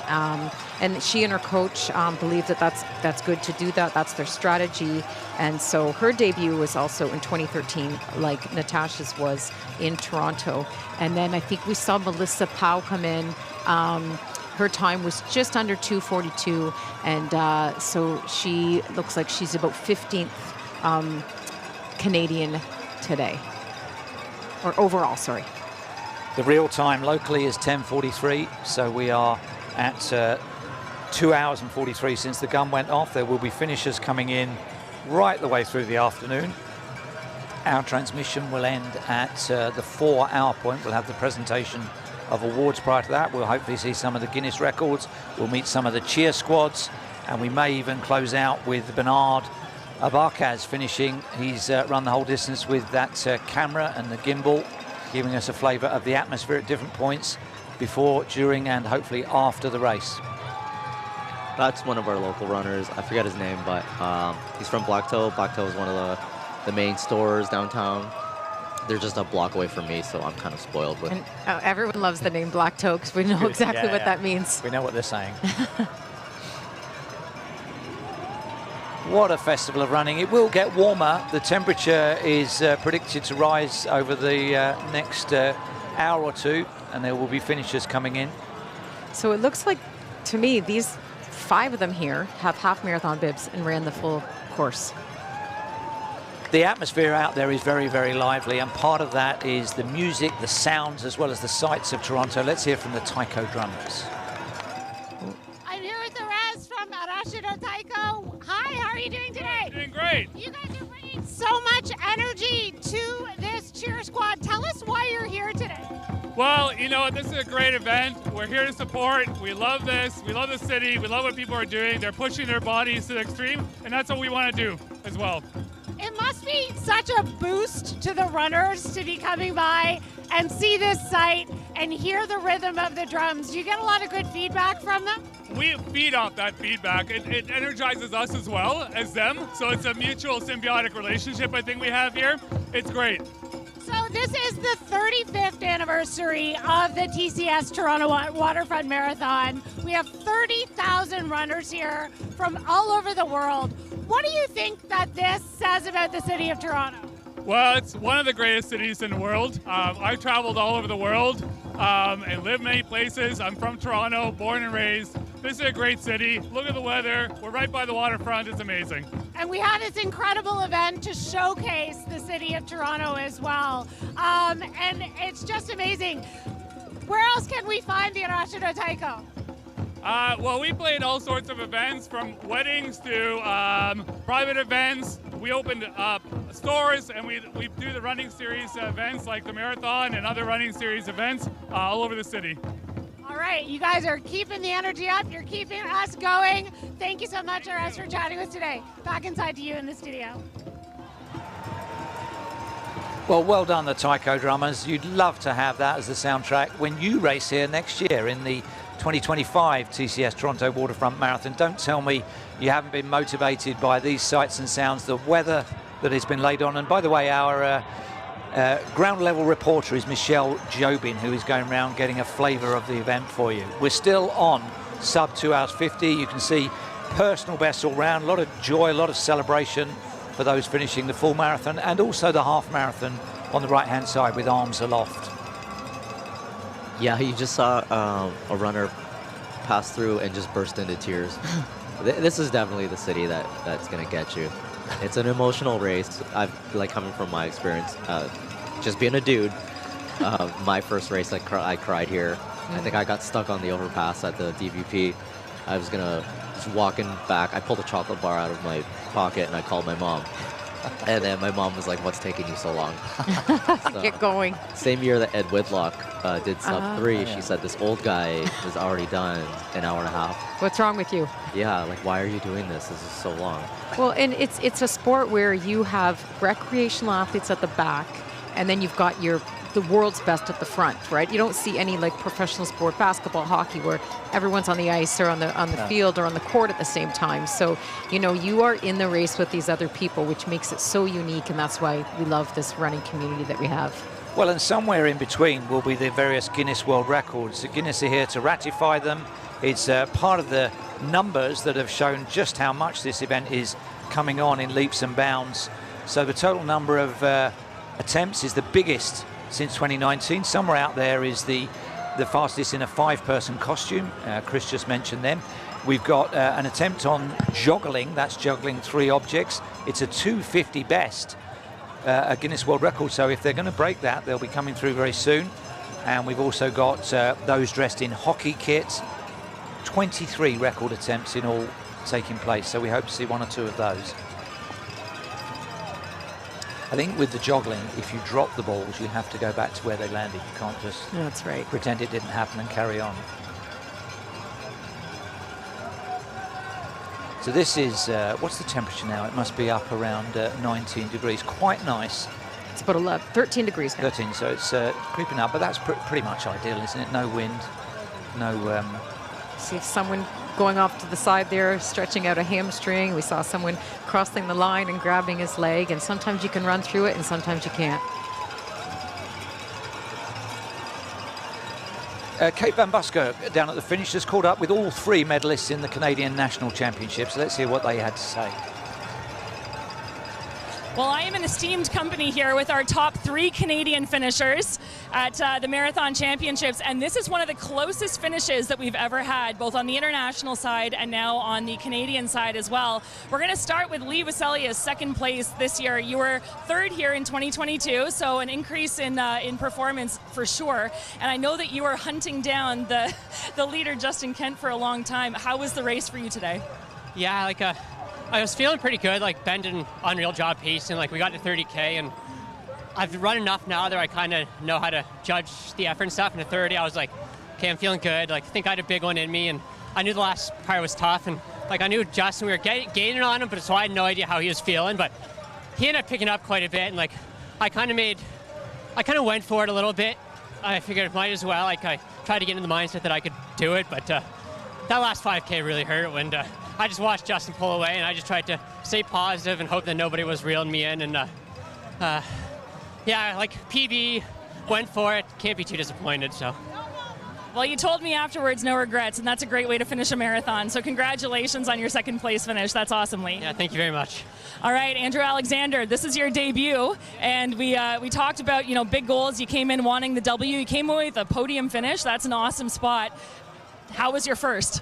Yeah, it was a really good experience. Obviously, it was fun competing with these boys, and obviously it was fun looking back that Justin's had the whole way in the far distance. But yeah, it was good. It felt super good up until 33K. Lee made a move as soon as we made the turn. I was like, oh, this is a little bit of a hot pace. And then around 35K, I tried taking some of my liquids and didn't really stay down. And so I kind of stopped for a little bit and then tried to get the legs moving after that. But as Lee said, the last 3K felt longer than the 39K before. So yeah, it was good. I was happy with it, and yeah, obviously room for improvement. So that's when they say the marathon starts, right? Is at 33K, and that the last 3K is basically the other half. So yeah, well done. Congrats on your debutante. And so Justin, I know we already spoke with you, but we talked about how close the finish was. Did you know that these guys were hot on your tail? Oh yeah, I could hear them breathing down my neck a bit. I knew we kind of zoned out maybe, I think, from half to 30K and let them kind of get a bit more of a gap on me, and then I was just trying to bide my time. I knew that after the turnaround, the 33 to 35, 37K was tough and grueling, so I just wanted to make sure I had a bit of cushion there, and but I was feeling good until hitting that wind, and yeah, just trying to pull through the finish. Well, again, one of the closest finishes in Toronto Waterfront Marathon history on the Canadian side, and a great sign of what's to come in Canadian marathoning. So congratulations, gentlemen. Get some fuel, and well done. Thank you. Here is our joggler out on the course. That record 250, so that's going to live another day. But just look at this for multitasking and concentration. That is brilliant. So there are strict rules about this. I think you have to have it taped the whole time. And that's why he's got a GoPro on. Yes, exactly. So when he gets to the aid stations, he must stop, hold all balls in left hand or right hand, and then take a drink, and then resume. Is that how that works? It must be. No, I think you're right. And also, I mean, whereabouts is he on the course here? He's not going under 3, but he's not going to be far off, is he? Yeah, he's a bit a ways away. I'd say 39K. So there's just so much, there's so many things to do. The GoPro, the jogging. Yeah. And like, how do you, like, the fueling, you have to stop, take your fuel. I mean, I have hard enough time just running with a couple gels in my pocket. Can you juggle? No. Can you juggle, Krista? 2, not 3. Is that juggling? 2 balls? That's surely a game of catch, isn't it, or something? Pretty much. Well, we knew the other night that I'm definitely not a good bowler, so. No. I can't juggle, and I'm blown away by the fact that he's covering 26.2 miles and in no danger of dropping one. I mean, fantastic, good man. I wish I could give you his name. I can tell you that the fastest record is Michael Lucien Bergeron set at this event in 2018, and it is well, that was the half marathon. So the full marathon, not sure, I have it written down somewhere else as 2 hours 50. I know it's exceptional. That must mean that person is a 225 runner without the juggling going. I'm sure you have to make a choice, either run the race without the juggling to get a personal best, or go for the Guinness record juggling. Yeah. He has a rhythm there, you can see it, and legs and hands follow, don't they? I suppose they have to. I guess you have to go out and train like that as well. You must get some funny looks in the parks, don't you think? For sure. You got to be confident. He's good, very good. I have a friend behind him. I can't see who that is, but Parkdale Roadrunner. And, you know, I just couldn't imagine having a person joggling past me. You wouldn't want the finish line photo there with a joggler ahead of you. Well, he's good, Ed Whitlock beat you, so. Yeah. You destroyed me. Yeah, yeah. And my mother insulted me. So. Thanks, Mom. You know, kudos to this guy then.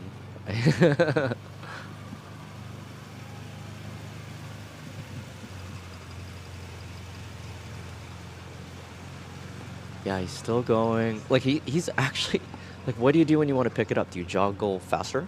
Just got to find a rhythm and stick to it, hasn't he? But he is doing. Do you throw the balls higher in the air? What if somebody nudges him? Or what if he catches his toe or something? It's intense concentration, isn't it?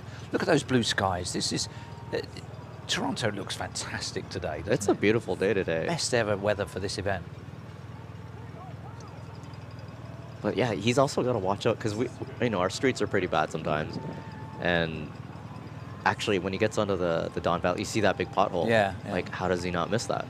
He's concentrating. This guy's my new favorite. I take it all back. Well, we're coming up to 3 hours in real time, so I think probably the first couple of thousand finishers are through. And I think we're nearly ready to speak to our man out on the course, Bernard Arbacaz. Let's see if he's ready to hear from us. How is it going?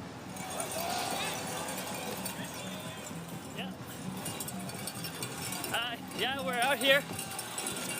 We're on Lakeshore, a really tough part of the course, because we're still going east, knowing that that last turnaround would be the end, and we get to head back into the city. But I'm about to hit a cheer station. We got the music blasting. Still got the people going. And how is the gimbal going? You're having to carry that gimbal. Is it working okay, or is it dragging you down? Oh, it's super tough. I won't lie. I had a little walk just before this, knowing that we were going to go live so I could run while we were live. Well, our whole output depends on you crossing the line at 4 hours. Are you going to finish in 4 hours? Are you with the pacing team, or are you doing your own thing? I'm still ahead of the 4 Hour Bunny, but I have a feeling the 4-hour bunny is creeping up on me. And what about the people immediately around you? Honestly, Are they freaked out by you? Are they giving you a bit of a wide room, or are they realising you might be part of the broadcast? Let's see some of them. Introduce them. I'm just talking to myself. Introduce us to somebody alongside Going you. live with CBC. What's going on, brother? Where's he from? Darren. Darren? Yes, sir. Where are you from? Right here. You're from here, but you're wearing a Balmoral. That's a local. Oh, we got Inherit the Earth. out on course cheering. How you feeling? Pretty gassed, but we're making it happen. Yeah, we're both in the same boat. Yes, sir.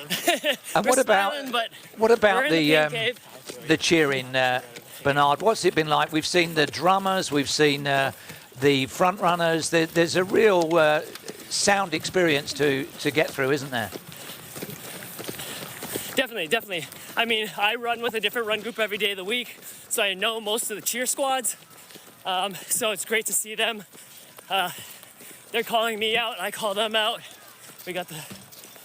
But yeah, I mean, I know that Charlotte was working for a long time to put as many cheer stations out, and it does make a huge difference.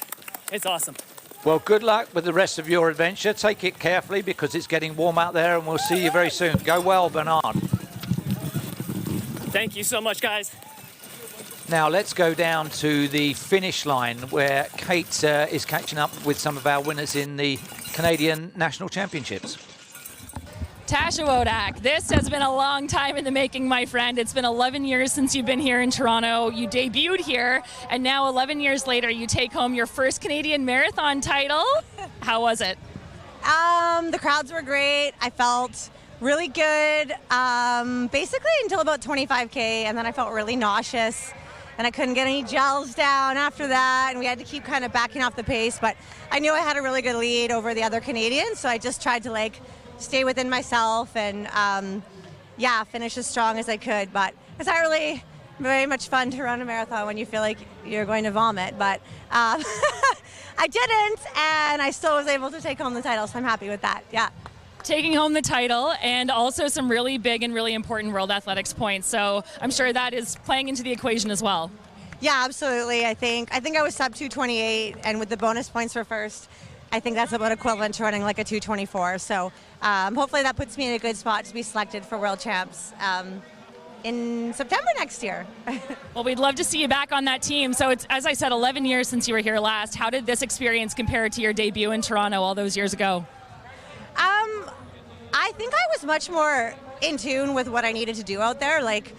I knew when to slow down. I knew when to pick it up.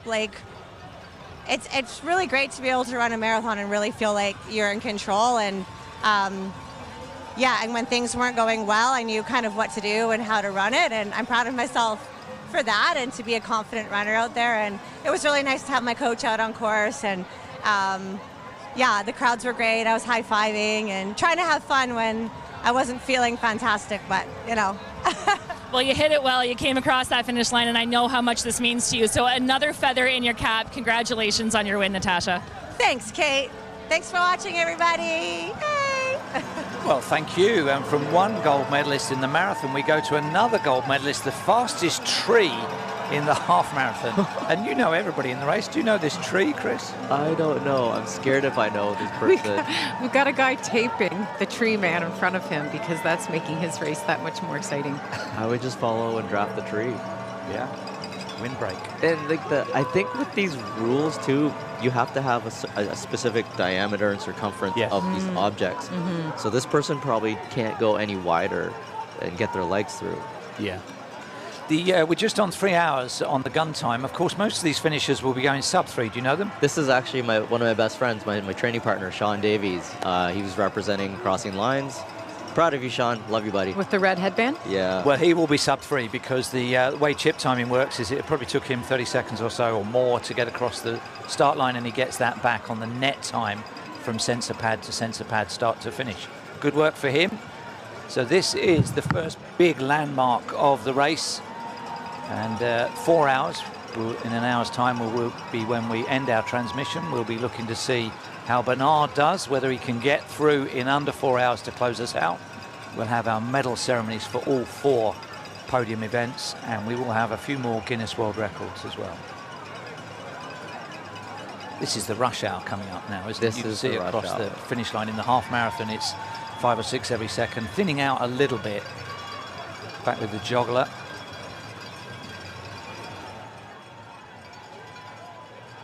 Juggler is still going strong.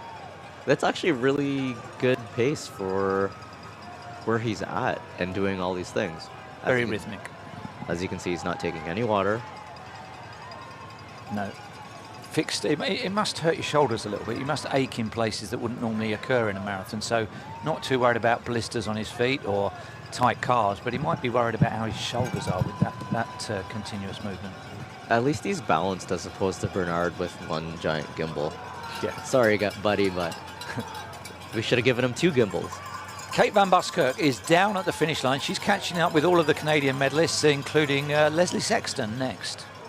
All right, so we just interviewed our winner of the Canadians race, and now we've got our other 2 podium finishers, Leslie Sexton and Rachel Hanna. You've both been here before, you've both been on the podium before, but this was a big day. How did today compare to the last time you ran in 2017? Just honestly, like, I'm super happy to be back. Like, I've wanted to do this race the last 2 years, but 2022, the recovery after Worlds went poorly. Last year I got injured, tripped by a dog, so I'm just like, I'm happy to be back. I need to race hard. I need to finish this thing, and that's what I had today. It's not my best time, but I'm happy with the effort. And a second place finish, that's amazing. And I know that you had a short build, so that's great. And Rachel, this was your 3rd fastest time ever. You haven't been here since 2018. What were the streets of Toronto like today for you? Yeah, it was awesome to be back. The energy of the city, it's just amazing to be running somewhere that I used to live, all the cheer stations, family, friends on course.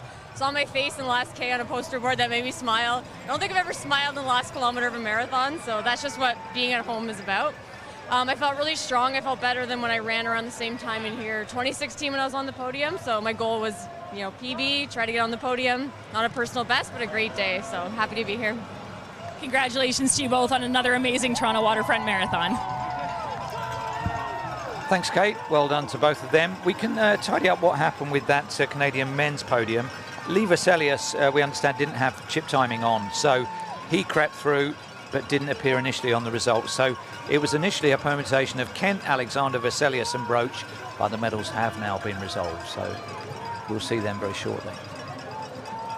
And it's quite significant in prize money as well. It's not just a clerical error, is it? That's a big check that would go missing. Right, if it wasn't corrected. It's difficult for us because we're following the cameras. We're not there in person to actually see who comes in first, second, third. But I believe Justin first, Lee Veselius second, and Andrew Alexander third. One or two of these runners may be going sub 3 hours. It may well have taken them the 5 hours that you can see, the 5 minutes that you can see at 3:05 in the top right-hand corner of the screen to get across the start line, but their time doesn't begin till they do go over those sensor pads. And now, hopefully, if that was their target, they're going under 3. This is still a high-quality end of the race.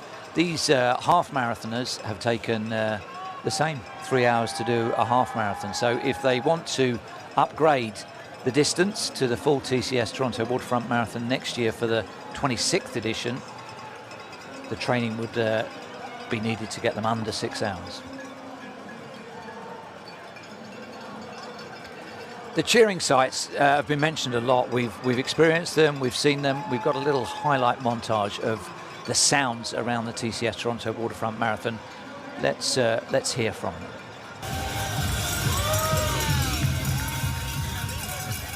This is Queer East Run Crew. This is the group we saw in Bathurst earlier. They are out and about. This is the thing about the city. Like, everyone actually gets out and cheers. There's other cities where people just don't really have run groups, and it's not that. It's just not a thing. They're upset that the roads are closed, and that's just, it's going to stay at that.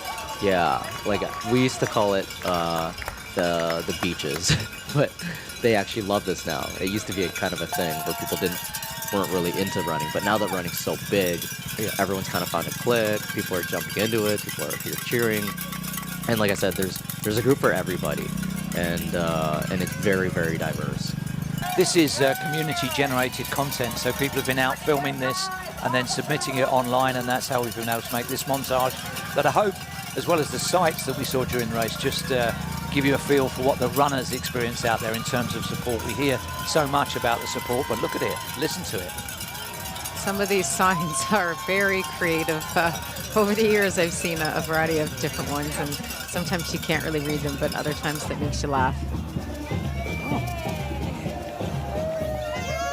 I don't know who these are, but I mean, this is the thing about the marathon. You always have something new. Well, 35 stations? It's a lot. And people are always trying to one-up each other. Yeah. We don't mind if there's people in the race you don't know. It'd be a lot to expect you to know 8,000 people plus 35 cheer stations. But I have to know everybody. Everyone has to know each other. They know you.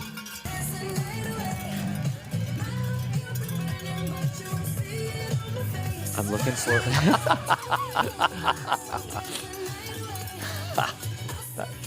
Well, that's my favourite placard of the day. And still they come, and they will keep coming for at least another 3 or 4 more hours. We've got 50-odd minutes left on the broadcast. After that, we will keep a fixed camera on the finish line, and you can look out for people. And it includes our ever-presence, Krista.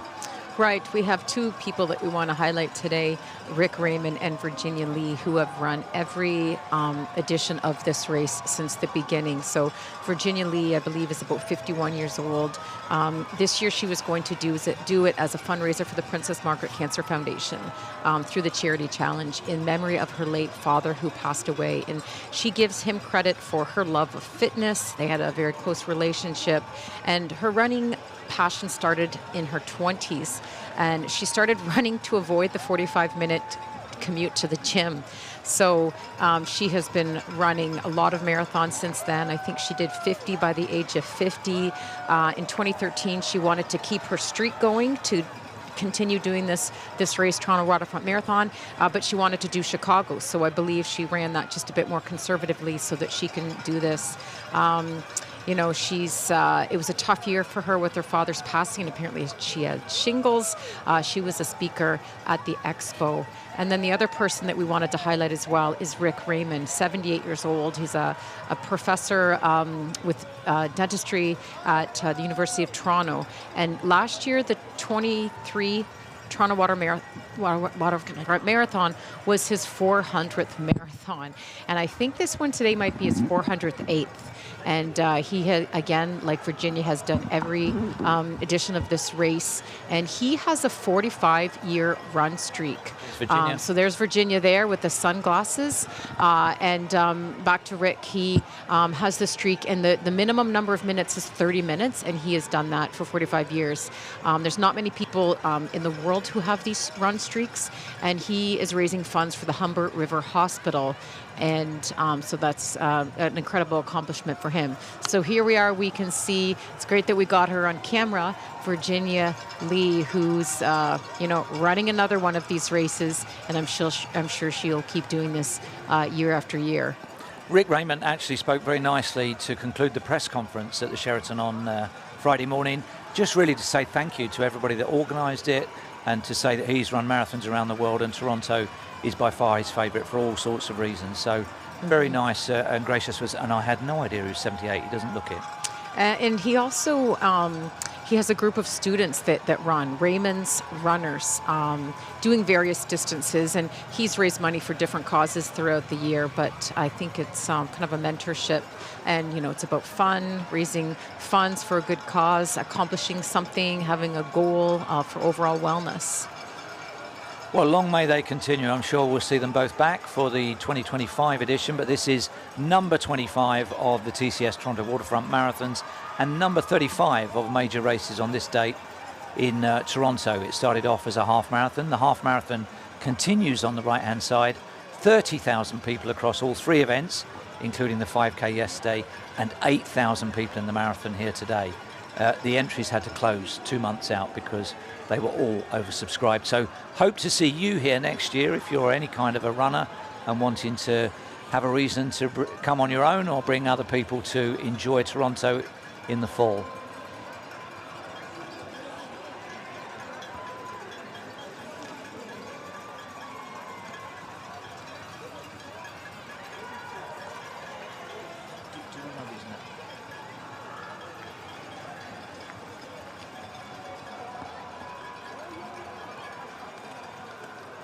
Our joggler, Jean-Marc Dorian, is not too far away now. He had a fair bit of space around him last time we saw him, but it's quite congested down both sides of the finishing straight now. A lot of joy though. It's been a great day for running. The temperature just perfect. The support, the conditions, the occasion, magnificent.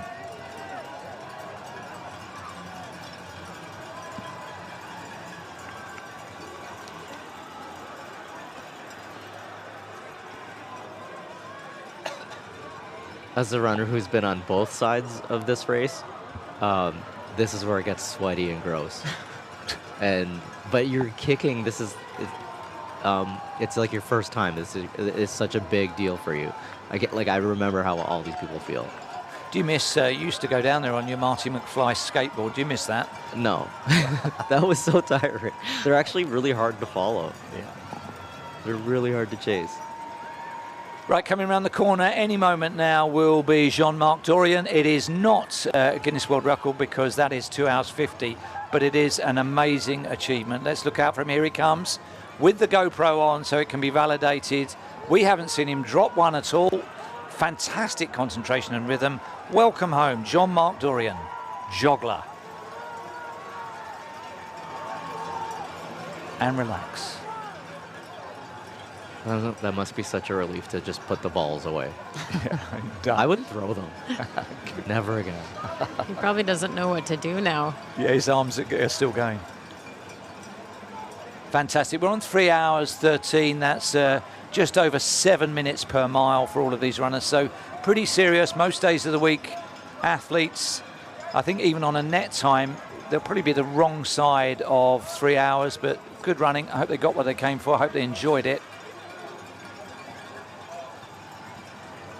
And coming up in a few minutes' time, we will have our presentation of awards for the top 3 gold, silver and bronze medalists in the Open international races, which were dominated by Kenya and Ethiopia, and also the Canadian National Championships. So we have an interview on the line with our Parkdale Roadrunners crew, which was actually my first run group, which started as maybe 8 dudes that wanted to stop partying.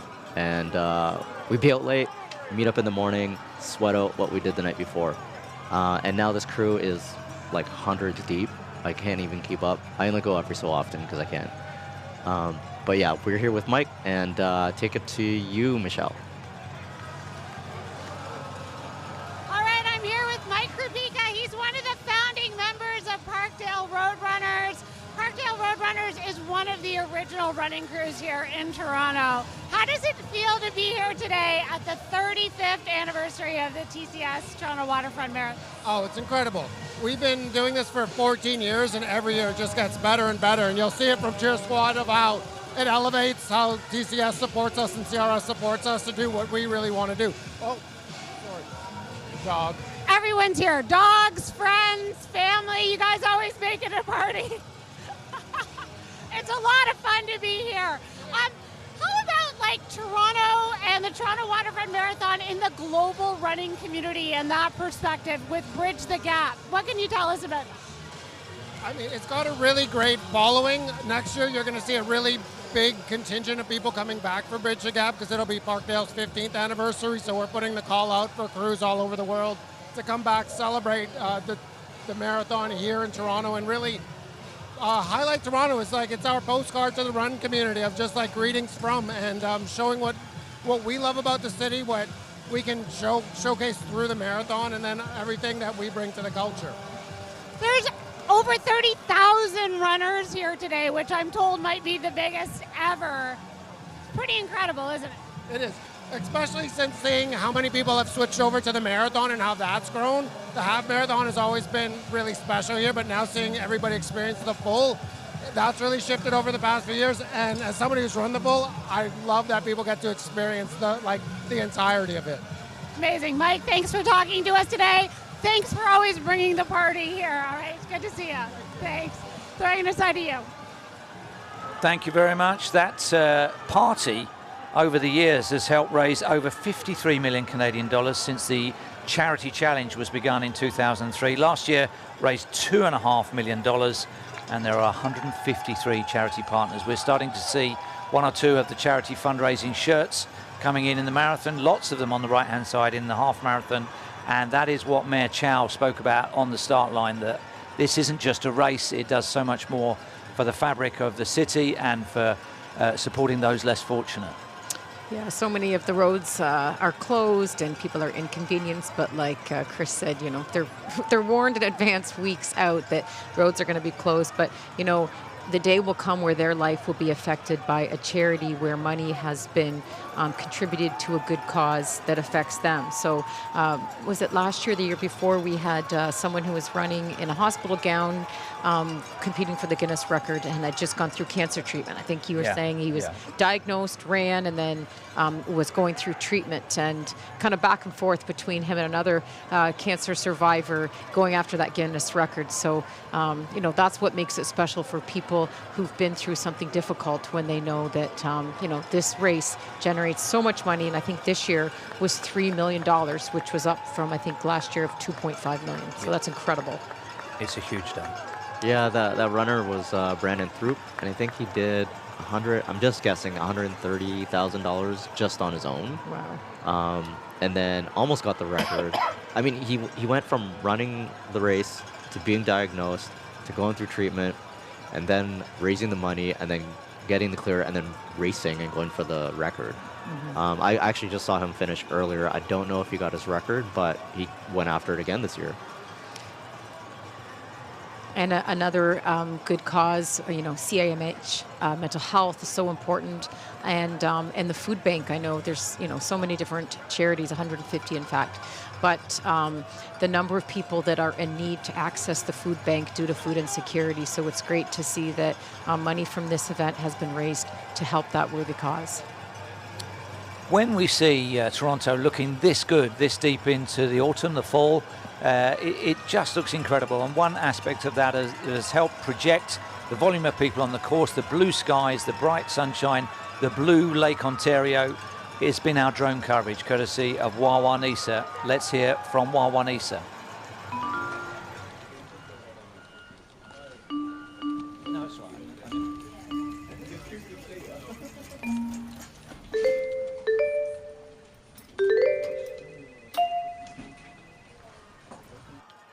We're about 10 or 12 minutes away from our presentation of awards. Hopefully Bernard is still on schedule for finishing within the next 40 minutes. I think he was finding it harder than expected because as a runner, he's 3.5 hours. What would you do if you had to carry a gimbal? I'm sure you'd be at least 30 minutes slower. It's not easy, is it? Like carrying your shopping around a marathon. Yeah, that's a tough one. Bernard actually ran, he had a series, I don't know, I think it was during COVID, where when he turned 42 years old, he ran 42 marathons in a row, one every weekend, and one of them was actually sub 3. Wow. But I feel like this one might be harder than all of them. This could be his slowest one of his life. Like I said before, I was talking to him yesterday and explained how when I carried the torch, it was very heavy, so I was switching arms. But the other thing was the heat coming off of it. And Kate Van Buskirk also carried the torch in her community, and he didn't really think about the significance of that. So I'm sure he's been lifting back and forth or switching arms. But I wonder if he practiced, you know, carrying a dumbbell or anything to get ready for today. But I would bet that he would have cramps in his arms. Yeah, that's not a thing that you want to just mess around with. Like, I remember I developed a thing with my right arm because I ran with a water bottle when I was running through trails, and then now my right arm just sways. There was this urban myth about Haile Gebrselassie, Ethiopia's greatest ever distance runner, one of the greatest of all time, that he ran with a slightly odd right arm action. It was slightly tight to his chest. And that was because he ran to and from school with his books under his arm every day when he was a little kid. Yeah. Somebody there without a bib on their front, they've got a tattoo displayed. That's actually my friend Jeff. Is it another one? Yeah. Another one of your friends? He has, I'll even give him notes. Like, I'm friends with him, and actually I stole him from another friend. Now we're buddies and we don't really talk to the other guy. Ooh. We're going to see if Bernard is on schedule for sub 4. When last we met him, he was going okay, but he just had to have a breather before he came live. Let's see how he's coping now in the final half hour. How is it? All right. Well, I made the turnaround. We're at just passing 33K. It's going to be a tough one for me to make that 4 hour, but I am trying my best. Yeah, it's a tough go for everyone at this point. And is it the heat? Is it the gimbal, or is it just the marathon and what it does to you? Who's your mate alongside you? Who is he? Introduce us. Let's introduce yourself. Oh, I'm Craig. What's that? I'm Craig. Craig, this is Craig. Where's he from? You're live at CBC broadcast. Oh, I am. Yes, sir. That's awesome. Hello, Toronto, Canada, everybody. Ask him why he's so looking. Not only the gimbal is heavy, but the battery pack on my chest. Oh yeah, we forgot about that. Weighted vest. Why is Craig looking so much fresher than you? Ask him. Because he's not carrying a gimbal. Craig, why are you looking so fresh? They're asking. Fresh. Thank you. It doesn't feel fresh. He says it doesn't feel fresh, but thank you for the compliment. Yes. I think once you know you're on TV, we're all smiling. Oh, it helps. Well, let me tell you, fellas, you have got second marathon. 37 minutes. 37 minutes to make it to the finish. Are you going to do it? I will try my hardest. Okay, we'll check back in on you. It'll definitely be a battle. Good luck. Thank you. Ciao. Thanks, Craig. So looking at the splits for Rick Raymond, who we spoke about before, it looks like at the halfway mark, he came in at 2 hours, 19 minutes. Ooh. This, are we looking at Virginia Chow in the background? Yes. Not Virginia Chow, Virginia Lee. Lee, that's right. Yeah. Mm-hmm. Yeah. So this is, what are we looking at these guys? These must be around 4 hours they're going to do if they're coming towards us now. This is on the Bayview extension, so 25K, got 17 left? 17 kilometers left. Yeah. So it's Virginia 5 hours. Lee, It's 5 hours, isn't it? She went through the half at almost 2:22. Yeah. This is actually where it gets more grueling because the later in the day, the hotter it gets, and the amount of time on your feet. Yeah. When we talked about her last year, she also traveled around North America as a personal trainer and fitness professional. I think between Toronto and Miami is where she spent most of her time. Toronto in the summer, Miami in the winter. Sounds like a good combination, does it not, Mr. Hawaii? That sounds like a good combo. She believes, you can still be a runner even if you don't fit the stereotype. And she was talking about years ago how, and Alan mentioned it, when you registered for a race, you sent your credit card in, or she remembers going in person and you paid cash, you completed a form, with the pen and paper, and you had a Velcro ankle strap. Do you remember those ankle straps that you'd put on your body? And so we've come a long way since then. So it looks like she's checking for something. Maybe she needs to find some gels. Looking for a gel, yeah. The thing is, we've come such a long way with all sorts of things, and TCS leading the way on that. How come we still put a bib on the front using safety pins like we did 150 years ago? It's not moved on at all, does it? It ought to be like... But what's the solution? Magnetic, adhesive, Velcro, embossed, printed. Just... It sounds so 18th century, doesn't it, safety pins? Yeah, and you're still, you panic race morning if you can't find your 4 safety pins. Yeah, you lucky probably pins. have 400 at home. Lucky pins. Paula Radcliffe did a whole career on 4 safety pins, and she couldn't lose them. The same ones? Same ones, from a kid till she retired. That is something. They didn't get rusty or anything? Well, they may have got rusty, but she wasn't letting them go. It's another one of those superstitions. Wow. It could be in a frame, in So, Hall of Fame.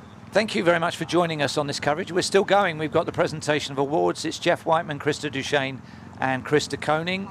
Whether you're on the TCS app or on the World Athletics Inside Track feed, that presentation coming up in 5 or 6 minutes from now, hopefully. We're looking at Virginia Lee with about an hour to go in her run. She's one of the ever-presents of the TCS Toronto Waterfront Marathon. She's completing number 25 here. I suspect she's older than she looks, isn't she? Because she must be to have done so many of them. Well, according to my notes, she's 51 years old. Okay, so looking good on it. Personal trainer and moving well.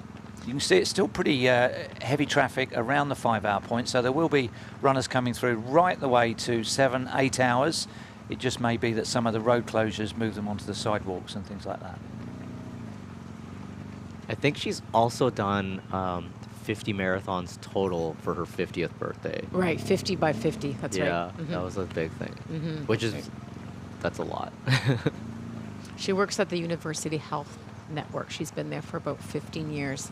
And she mentioned Jenny Rice, someone that she looks up to. She's, I think, 76-year-old woman who has a lot of Masters world records. So she's inspired by that individual. Well, we had Ed Whitlock, who was astonishing, running really good times, like sub 3 hours into his 80s. We also had Fauja Singh, where I think there must be some doubt about his actual age, but he was believed to be into his 80s when he was running here a few years ago, and still with us. Ed Whitlock, sadly no longer with us, but an outstanding pioneer of super age group marathon running.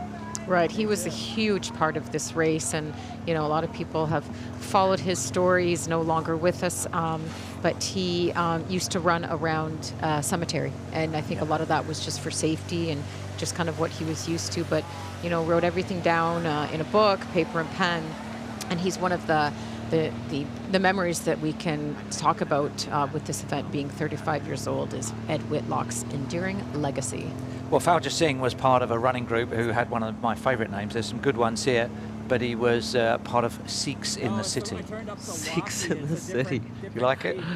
That's pretty good. Right, our joggler has finished now. Let's catch up with him down on the finish line. He was great.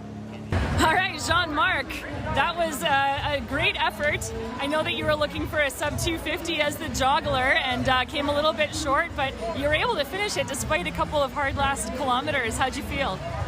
Oh, I mean, that was probably the longest kilometers of my life. I started feeling kind of so-so at like 17, but I was 17 kilometers in. I was like, oh, I'll be fine. It's just like ups and downs of a marathon. And around 32, I was like, I would need to run world record pace, which is I had fallen off the pace at that point with no breaks. And then I was like, I actually turned on a podcast, so I was like, I'll just try to treat it like an easy run. And then the next 4 kilometers, I got to 36, and I was like, those 4, I can't do 6 more. I just did, those 4 were like never ending. So I actually sat down for like 5 minutes and just kept, because you can't even walk, like juggling it. So you have to run or stop. So I, eventually there was like one of the cameramen, like the motorcycle that was like filming me, and I was like, okay, I can't really stop since I'm getting filmed. So strangely, I just got on that train and just kept going. You were able to do it though. That's amazing. Yeah, like I followed all the Guinness rules despite everything. Yeah. I'm sure this is a big ask, but do you have it in you to show us a quick juggle or no? Oh yeah, I can. I did for 3 hours, so I can do another like. What's another minute? Well, congratulations on your marathon while juggling. Again, a joggler is a joggler whether you hit the record or not, so well done. Yeah, thanks so much. Thanks for being in Toronto. Well done to him. Thanks, Michelle. That's funny that he had to keep it going because the cameras were on him. We were following him and he couldn't stop even though he was crying out to. That is a skill all of its own, isn't it? That multitasking. Men aren't supposed to be able to multitask, are they? We're meant to be useless at that. I can confirm. Well, and he said so obviously he stopped when he started a podcast and then would have started again.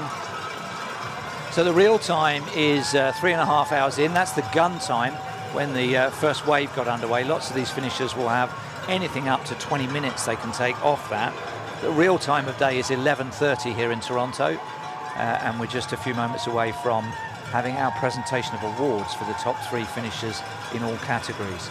But still they come, and this is the rush hour, as you can see, coming up. 3 or 4 finishers every second. Is that a running in a medical gown record? That's the Peruvian flag. 70 different nations represented here. Fantastic occasion and an opportunity for the world to drop in on Toronto at a beautiful time of year as well. All of these runners have white bibs. Yes. So it's clearly by Star Corrals. There's no way all of these people registered for that marathon and didn't. No.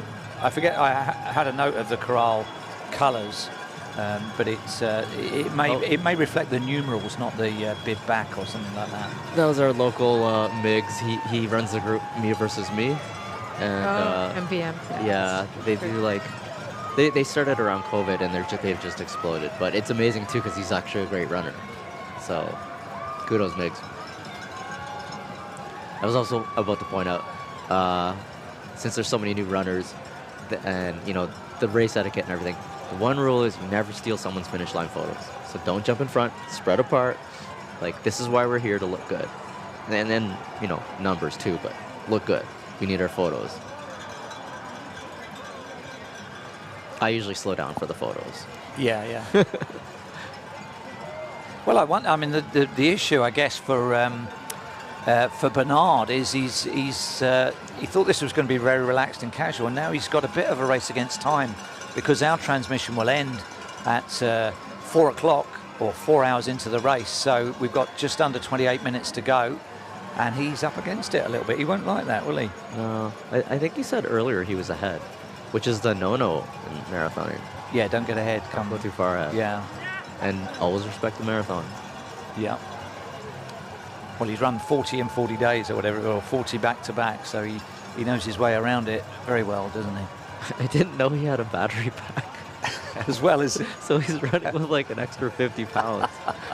Like, that's like running pregnant. Sorry, Bernard, I can't believe you had to do that.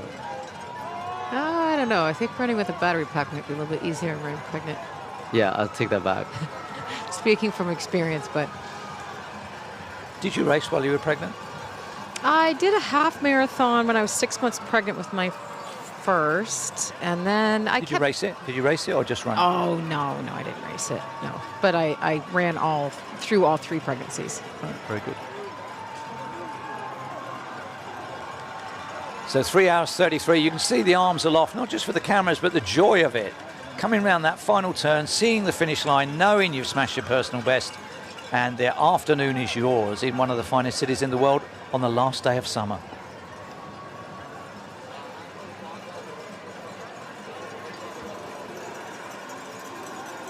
It's about 15 degrees now, so starting to, that's kind of the number where you need to make sure that you're replenishing your electrolytes and whatnot when you're hydrating, is around that 15-degree mark. So hopefully these athletes took that into consideration earlier on, or they're going to start to fade and really find this to be difficult, as well as the people that will be coming in to finish after this. I can see we're nearly ready at the stage area, but just to get a better sense of the temperature, this is in shade because of the tall buildings around the finish line, so it's nicely cool. Let's go to our preview pictures if we can, just to see the bright sunshine out on the course for those that have still got a few kilometers, a few miles to run. Can we go to the preview picture up in the top left-hand side of the screen?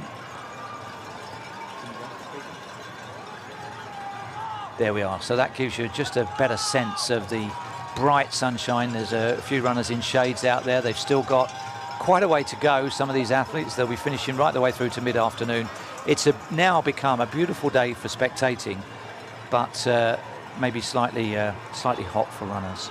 The wind is at about 14 kilometers per hour, which is an increase from the beginning. We know that the wind picks up as the day goes on, so it might help to make them feel a little bit cooler, but it's always difficult, you know. Obviously, say the marathon starts at 35 kilometers, but especially when the heat is increasing. There's our multiple runners. What are they? They are the TTC, which is where the tram tracks would be. Oh, they're just off the tram tracks, but they are a tram. And they have to be in unison, not in unison, but they can't, can't break formation. They've got to be behind each other. They're stuck together. Yeah. And did they not break the Guinness half marathon record last year? They did that last year, yeah, that's correct. They're going to be a while. We're not going to see them finish, shall we? There's stuff that maybe we shouldn't talk about, but I mean, let's face it, it's marathon running, there's porta potties. Yeah. What happens if that's the case? I guess you just have to stop, get out, and come back and join your car. They all have to go to the washroom with you. Oh. Right, I can see in one that porta potty. Yeah. Or they stand outside and wait. We're ready for our awards presentation. Let's go and see our medalists.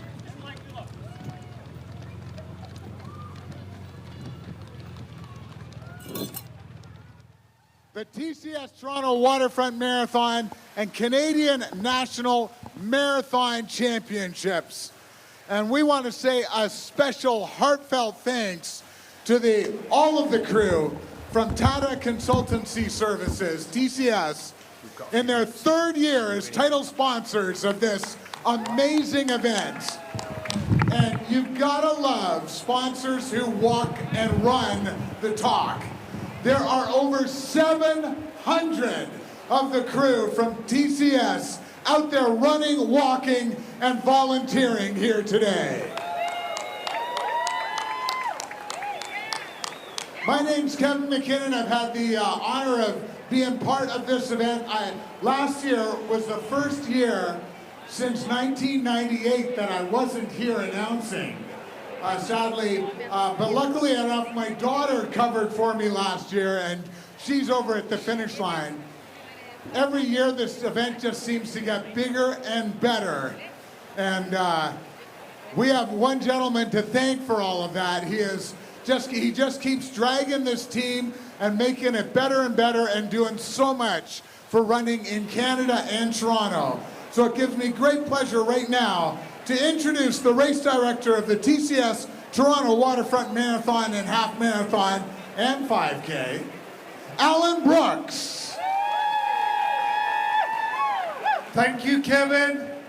And thank you, everybody. Good morning, Toronto. You really look amazing this morning. All I can really say is thank you to each and every one of you. An historic weekend for us. We have to thank the Mayor, Olivia Chow, Deputy Mayor Mike Cole, who was running this morning, and all the city staff for allowing us to build, along with our partner TCS, a true marathon weekend with the 5K yesterday, 8,000 people yesterday, and 22,000 of you, our best friends, this morning. Truly a record weekend, 30,000 in total. And there are still people running the marathon, of course, but I have every confidence that today we'll have about 6,300, 6,400 marathon finishers, making us, Kevin, not only the best marathon in Canada, but the biggest. And you did it all, so thank you. That's all I really have to say, Kevin. Muchas gracias a todos los chicos, los mexicanos, all of the people that came from 70 countries this weekend to make a great party here in Toronto. You are not kidding, Alan. A party of 30,000 when you add in the 22,000 from today, the 8,000 yesterday. What an amazing weekend we have enjoyed. And you know, I talked about our amazing title sponsor, TCS. They have been just unbelievable, 700 folks from the crew. And it now gives me great pleasure to introduce the Executive Director and Country Head for Canada from TCS, Showman Roy. Thank you, Kevin. Thank you, Alan. Hello, how was it?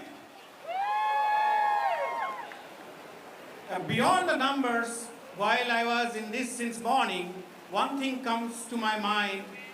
It is a festival of fitness.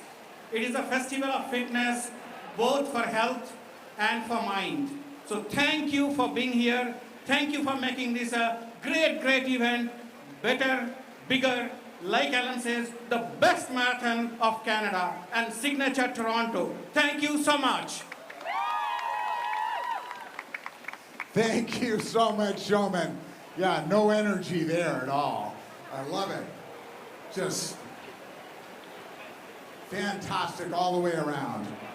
I would like to just recognize right now some of the folks who will be helping us hand out the awards here. Helen Manning from Athletics Canada. Also, Amy Jenkins, Nicole Jacobs, Tiffany Fisher, Manmeet Chabra, and Bonnie Sokolov, all from TCS, helping us out here to hand out the awards. Now, before we get started with our running awards, I would like to recognize our top wheelchair athlete today. He finished this race in, are you ready for this? 1:38:09. Unbelievable.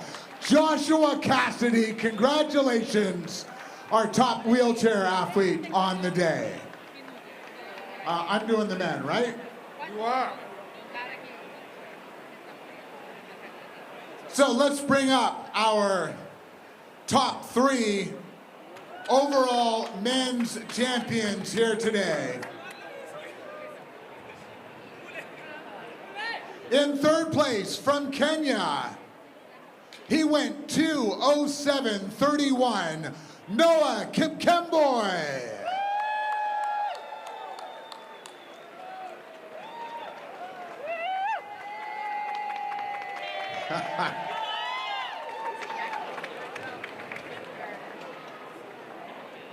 In second place, also from Kenya, his time 2:07:23, Dominic Ingeno.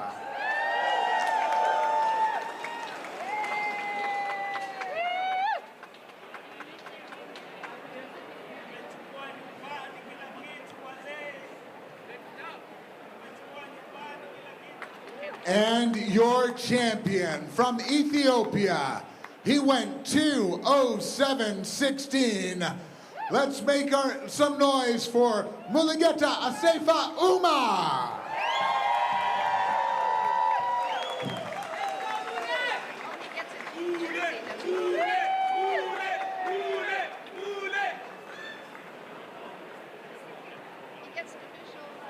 So Showman Roy from TCS presenting our medals to our winners. I believe it's Bonnie Sokolov from TCS presenting the flowers.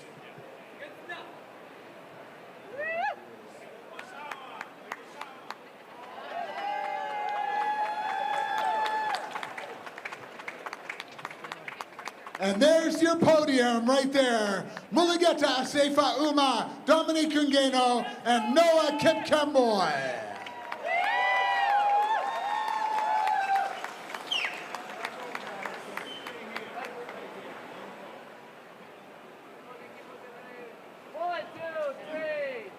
Yes, indeed, what a day, and a great day for fast running and course records, which leads us to the women's race. Our old course record for women was run by Mags Masai in, I think, 2018, 2019, 2:22:17, and today our top 3 finishers that you're going to see in a moment all smashed the old course record. So with no further ado, in third place in the women today in the TCS Toronto Waterfront Marathon, Afira Godfrey from Ethiopia in 2:21:50.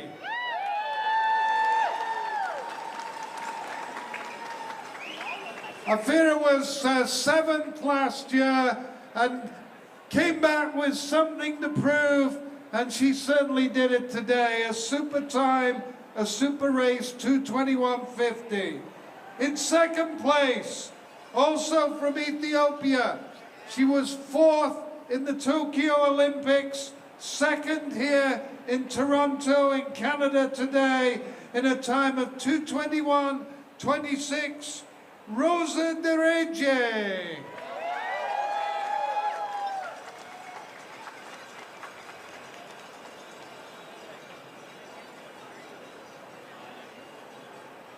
And completing the podium, making it a great day for Ethiopia here in Toronto, where we have such a wonderful Ethiopian community, the 2nd largest Ethiopian community in North America after Washington, D.C. A wonderful day. Champion Mulugeta Uma in the men, and our women's champion last year she was second here by 1 second. You run 42K and you are second by 1 second. But today, she didn't leave anything to chance in a time of 2:20.44, a fabulous new course record. A big hand for Wagenesh Makasha.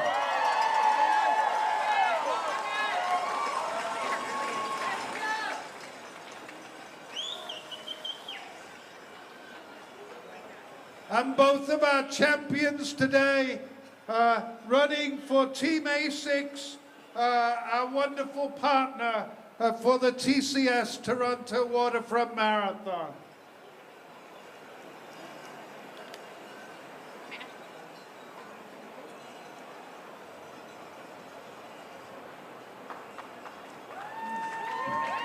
Thanks so much, Alan. And yeah, what a podium right there.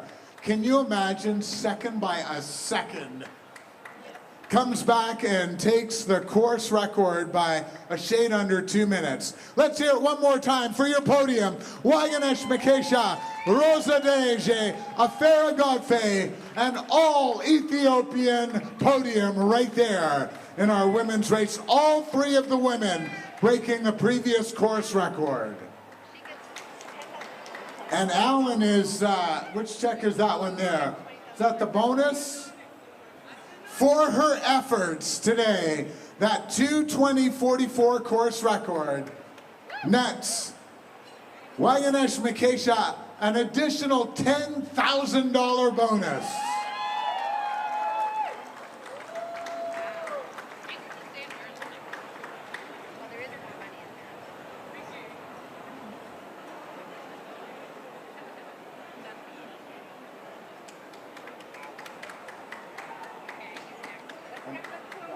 Move up to the front if you could.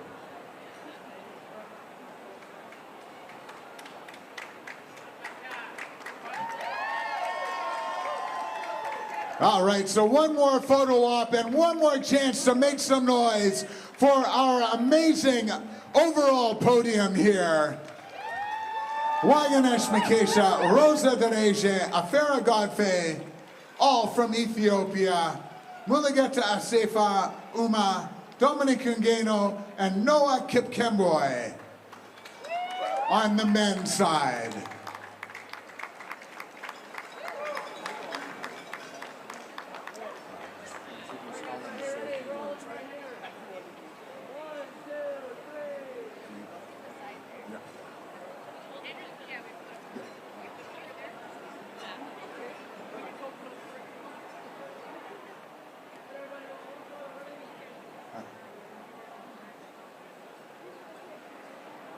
Can't ever get enough photos of these guys.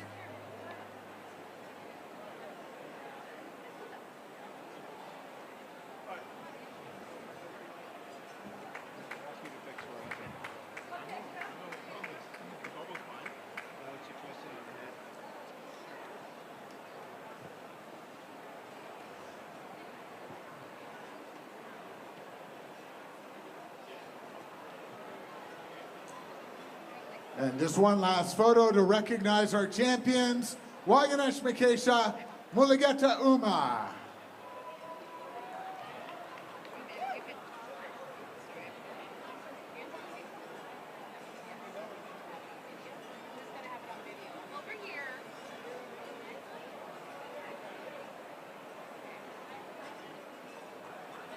All right. Now today's race was also the Athletics Canada Marathon Championships. And just before we hand out those awards, I'd like to bring up to say a few words, Helen Manning from Athletics Canada. Thanks, Kevin. And welcome everybody to this fabulous event this weekend that not only has broken records and the number of you that got out today and yesterday and ran the roads of Toronto, but also for this joyous weather we've had today to enjoy it. Since 2017, Athletics Canada has been pleased to host our national championships, marathon championships, with this event, the Toronto Waterfront. And we want to thank the race organization from Alan and Charlotte down to every volunteer that's out there putting their time in today on the course. And of course to Tata for their generous support of this event, really helping to bring it to the world class you enjoyed today. So with further ado, thank you. We will see you again next year. And I look forward to getting a chance to talk to many of you later on. Thanks so much, Helen. All right. So just before, or just quickly outline who is going to be presenting our awards. We've got Helen, of course, will be presenting the medals to our Canadian champions. And then Amy Jenkins from TCS will present the laurel wreaths to the first man and woman. Manmeet Chabra and Amy Jenkins will present the flowers. And Tiffany Fisher will present the check if we have one kicking around. All right, we'll start with the women first. In third place, she went 2:34.33, Rachel Hanna.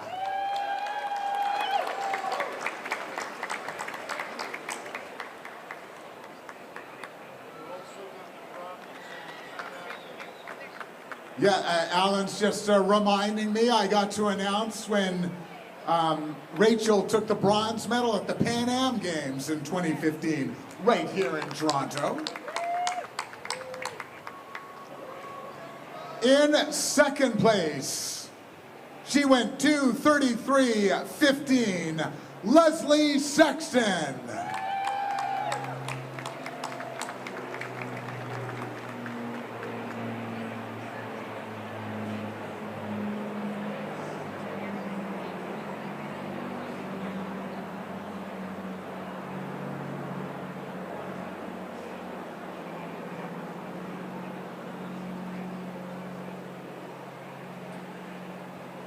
And your champion, up until today, she had won a 5K, a 10K, two 10,000-meter national championships, and a half marathon. She never won the marathon championship. She waited until she was 42 years young to do that. But she did it in style today in a time of 2:27.54, Natasha Wodak. And another ASICS champion, Kevin. Of course.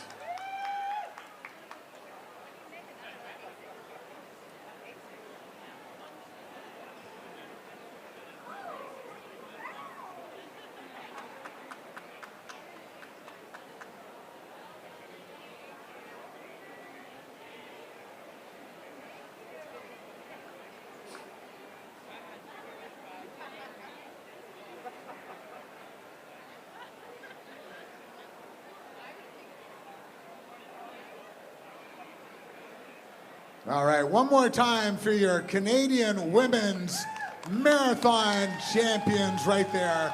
Natasha Wodak, Leslie Sexton, and Rachel Hanna.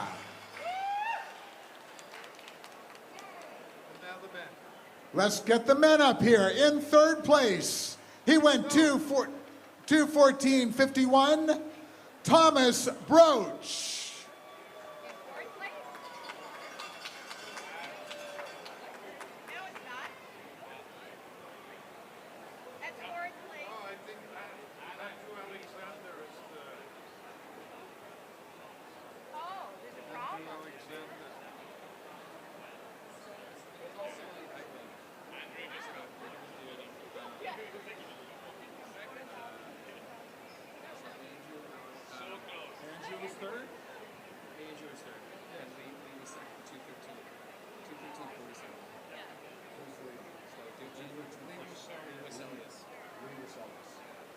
All right, sorry about that. So, Andrew Alexander in third place, 2:14.13.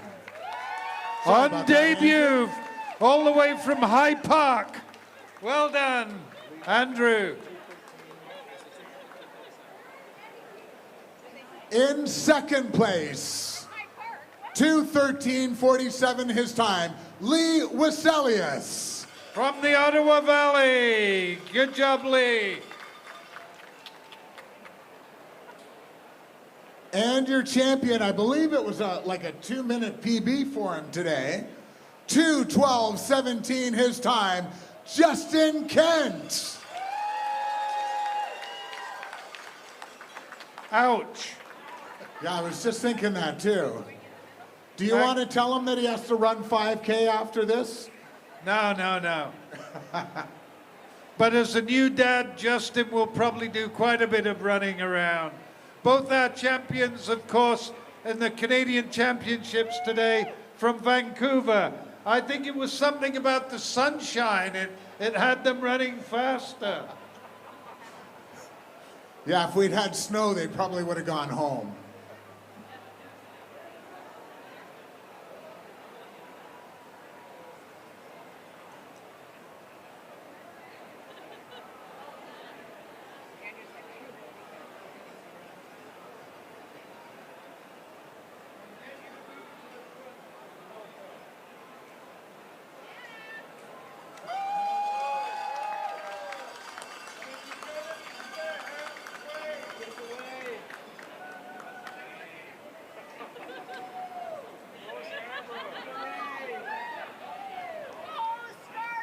Our Athletics Canada 2024 national champions crowned here at the TCS Toronto Waterfront Marathon.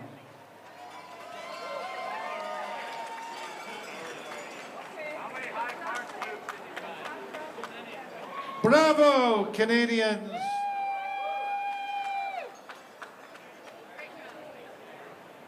Okay. That's it, off to lunch.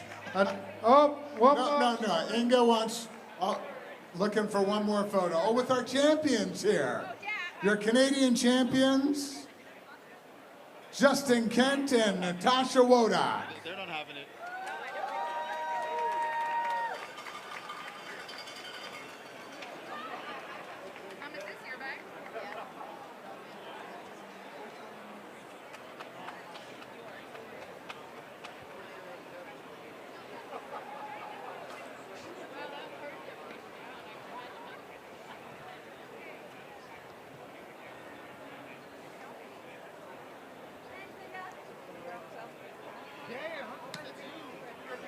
All right, we have one more round of awards to hand out up here, our non-binary category.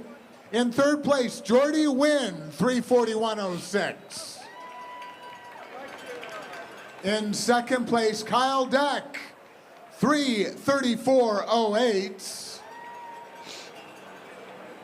And our non-binary champion, Joshua Shin. He went 3:32.09.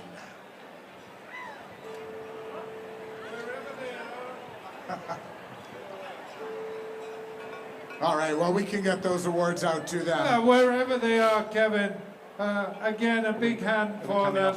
It's part of our commitment in Toronto to diversity and inclusion, and one of the, I guess, the frontier of races in North America, like New York, Chicago, and here in Toronto, that has a non-binary category. So, bravo, everybody. What's next, Kevin? Well, actually, what's next for me is getting back to the finish line to welcome more of the 22,000 people you invited here this weekend. Wow, that's great. Well, we'll have fun.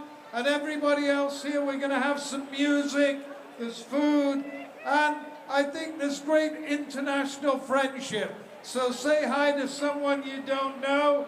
They could be from anywhere in the world, and all celebrate together the rest of today. Thank you. 70 different countries represented. So thank you everyone for once again for being part of this record-setting weekend at the TCS Toronto Waterfront Marathon, Half Marathon, and 5K. Don't forget, all results, photos, and stories are on TorontoWaterfrontMarathon.com.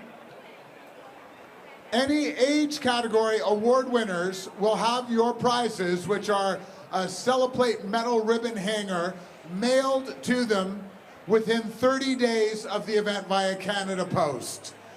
Remember, like TCS Toronto Waterfront Marathon on Facebook. Follow us at TO Waterfront 42K on Instagram for contests, latest news, and photos. And share your own celebration photos using the hashtag ChooseTORun, TO Waterfront 42K, and ChooseTO We hope to see you in the spring at the Spring Runoff here in Toronto. Registration for our 2025 spring events is open now at CanadaRunningseries.com. And registration for the 2025 edition of the TCS Toronto Waterfront Marathon opens tomorrow, October 21st. You go to TCSTWM. Our coverage is almost over. We are going to see if we can catch up with Bernard. There are still thousands of finishers to come. It's thinning out a little bit on the half marathon side, the right-hand side as we look at it. 4 hours in.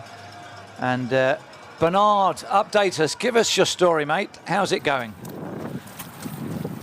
So I just passed the 33, I don't know what marker I'm at now, sorry guys. I'm just coming down Eastern. Yeah, we're coming into the city. That was a lofty goal to try and hit that 4 hour. I didn't realize how hard it was, but that just tells you how hard it is for all these people. But yeah, what an amazing day it's been. Thank you for the coverage. That's all right. Well, our coverage is about to end. You have the final word out on the course. What are your reflections in a few words of the experience of being out there on the ground? And thank you for doing it for us. Oh, the energy in Toronto, the fact that we did the 5K yesterday, like I just see the potential growth for this race in our city. Absolutely amazing. Bernard, thank you very much. You've claimed a Guinness World Record for a man running with a gimbal and a battery pack. Enjoy the closing stages, and thanks very much for joining us. Thank you, guys.